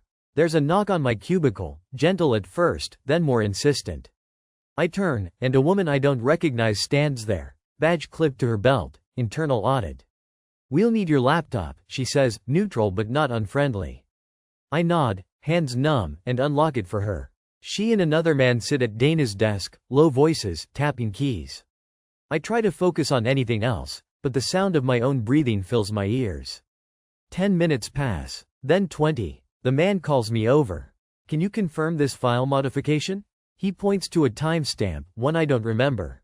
I lean in. The spreadsheet is open, highlighted lines blinking on the screen. My chest tightens. According to the log, the tampering happened from my account. The edits, the ones Ben made, are tracked under my name. Sweat trickles down my spine. I didn't. My voice dies. The woman watches me, impassive. Our logs show otherwise. I stare at the screen. The reality is sinking in, cold and absolute. Somehow, the trail leads to me. Behind me, Ben doesn't say a word. Someone's footsteps echo down the hall, and the walls seem to close in, one icy inch at a time. I open my mouth, but nothing comes out. The audit team exchanges a glance. The man closes the laptop. "We'll be back. Please stay at your desk." My hands tremble in my lap. My reflection in the black monitor looks back at me, tired, cornered, and very, very alone. There's nowhere left to hide. The folder icon blinked orange, urgent on my desktop, signaling the investigator's email had arrived. My hands trembled as I dragged the backup files, my last, desperate proof, into a new message. Each click sounded louder than it should, echoing in the silent office. I could taste copper at the back of my throat, my jaw clenched so hard it hurt. I checked the attachments 3 times before hitting send. My finger hovered over the mouse, skin clammy, knowing if I missed anything, this would be over for me. My mind raced through every file. Had I caught every date? Every version? My pulse thudded in my ears. Maybe this was enough. Maybe the clean backups would clear me, show I hadn't touched the manipulated spreadsheet. But I couldn't shake the image of Helen hunched over her own laptop, red-eyed and silent, covering her tracks. If she denied everything, if she said I let it happen, who would they believe? My phone vibrated on the desk. "We need to talk. Now." The message from Dr. Okoro was abrupt, cold. My thumb hovered over the screen, dread blooming in my chest. I stood, knees weak, and headed to his office, the hallway stretching before me like a gauntlet. Inside, his face was unreadable. He gestured to a seat. "You sent the files?" His voice was clipped, sharp as broken glass. "Yes, they're all there," I said, swallowing hard. His eyes flicked over me, lingering a fraction too long. I felt exposed, as if he could see the panic behind my careful words. He didn't nod. He didn't thank me. He just said, "We'll see," and turned away to his computer, leaving the air between us cold and heavy. I backed out, skin prickling with shame, the door clicking shut behind me. For a moment, I considered just walking out for good. I returned to the lab. The place felt different. The usual whirring of equipment sounded distant, muffled, like hearing through water. The others glanced up, then quickly away. I could sense it. The shift in the room, the way conversations stilled when I entered. Helen sat at her station, shoulders rigid, scrolling through her emails. I hesitated, then cleared my throat. Helen, can we talk? She didn't look up. I'm busy. My feet rooted there, awkward. Helen, this is serious. Her voice, low and brittle. Don't make this harder than it has to be. She still wouldn't meet my eyes. I need to think. Something in my chest twisted, a raw ache behind my ribs. I thought she'd explain, maybe quietly admit it, or at least meet me halfway. But she retreated into silence, cutting me off, as if I'd betrayed her by not staying quiet with her secret. The others whispered. I caught fragments. Should have seen it coming, could be either one, management's freaking out. Each word scraped my nerves raw. No one asked for my side. No one offered a look of sympathy. They just edged away, as if I might infect them with whatever stain now marked my name. I tried to focus on my work, but the numbers blurred, the hum of machines no longer comforting. I couldn't tell if I should feel angry at Helen or at myself. Maybe both. I pressed my palms flat against the desk, waiting for the nausea to pass. The next morning, an email came from HR, subject line, immediate suspension pending investigation. I read it twice, heart stuttering. The words didn't make sense, not at first. Then they did, and I felt cold, as if the air had been sucked from the room. Helen's name was there too. Both research staff are suspended pending review of all data. I stared at the ceiling, trying to process what this meant. All those years, all those late nights and deadlines and coffee-fueled breakthroughs, and in a single sentence, it was all erased. My ID badge didn't work at the door. I stood outside, rain soaking my hair, my reflection warped in the glass. Helen stood a few feet away, arms wrapped around herself. We didn't speak. My phone pinged. A news alert. Clinical trial on hold following data irregularities.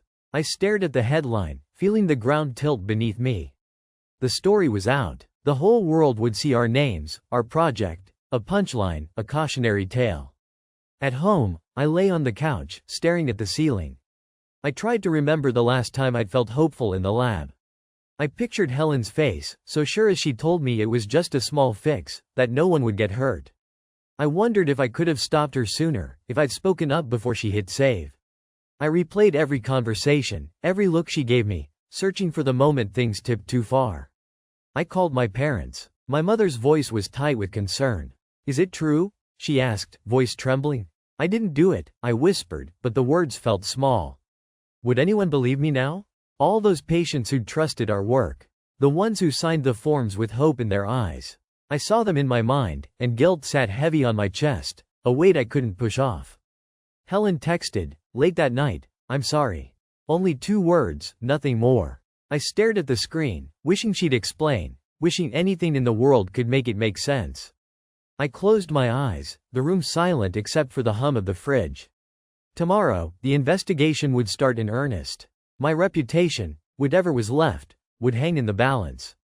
I didn't know who would stand by me. All I could do was wait, heartbeat drumming, wondering if the truth would matter to anyone but me. The hum in the lab cuts out with a suddenness that makes me flinch. A regulator's badge flashes in the doorway, the sound of his shoes sharp against tile. Behind him, Dr. Bennett is talking fast, voice pitched too high, hands fluttering around the folder clutched to her chest. My chest tightens, pulse thudding in my ears as she glances at me, eyes hard but rimmed red. The spreadsheet, a copy of it, at least, is visible, corner poking from the folder. My stomach knots. I taste metal. They don't let us speak to each other, not even a look. I want to explain. No, I want to justify. I want someone to say I did the right thing. Instead, I stand by the wall, cold air pushing goosebumps up my arms, waiting for the next question, the next accusation. Do you understand the implications? The regulator asks, not really to me, not really to anyone. His gaze lands on the monitor, then flicks to my face. I open my mouth but nothing comes out. There's nothing left to say. The project is suspended, indefinitely. The word hangs in the air, heavier than anything I've ever heard in this place. My throat aches. I think about the patients who won't get the drug, the months of work erased, the moment I first noticed the numbers didn't add up. Someone else packs up the files. I watch the spreadsheet disappear into a sealed plastic bag, a piece of evidence now, Not the key to a future we used to talk about at 2 in the morning over cold pizza. When I walk outside, the light is too bright. My phone buzzes. A message from Anna. Just, why? I close my eyes. The silence isn't relief. It's the start of something I can't name yet. I'm standing in the corridor outside Dr. Patel's office, clutching the university envelope with both hands. The fluorescent lights hum above me, harsh and cold, making my eyes ache. My heart doesn't race, not anymore, but there's a hollow emptiness behind my ribs, as if I'm waiting for something that will never arrive. People move past me, the shuffle and scrape of shoes on tile, the low drone of voices. I press my thumb against the envelope's seal, feeling the raised edge dig into my skin. Part of me wants to rip it open, to see the words in black and white. Part of me wants to drop it and walk away. Dr. Patel's door swings open. She looks at me, her expression unreadable. You should read it, she says, her voice softer than I expect. You deserve to know how it ends. My mouth is too dry for words. I nod, slipping my finger under the seal, tearing it with a quiet rip. The letter slides out. 3 paragraphs, official letterhead, stamped and signed. My eyes skim, not reading at first, just seeking. Independent review. No evidence of complicity, actions in accordance with policy. You are not at fault. I let out a single, shaking breath. It's over. I'm clear. But as the relief trembles through me, it's thinner than I expected. I look up at Dr. Patel, searching her face for some sign of triumph, but she just nods, almost sadly. People will remember, she says carefully, but in time, less than you fear. The words are meant to comfort, but I can't ignore the way her shoulders curve inward, the way her eyes flick away from mine. I fold the letter and slide it back into the envelope. The corridor feels brighter now, but quieter, too, like a bell after it's been struck and the sound has faded. By the time I step outside, the air is sharp and sweet with rain. The campus is busy, umbrellas bobbing past, laughter echoing from the quad. I stand under the awning and watch it all, holding the letter flat against my chest. I should feel grateful, maybe even vindicated.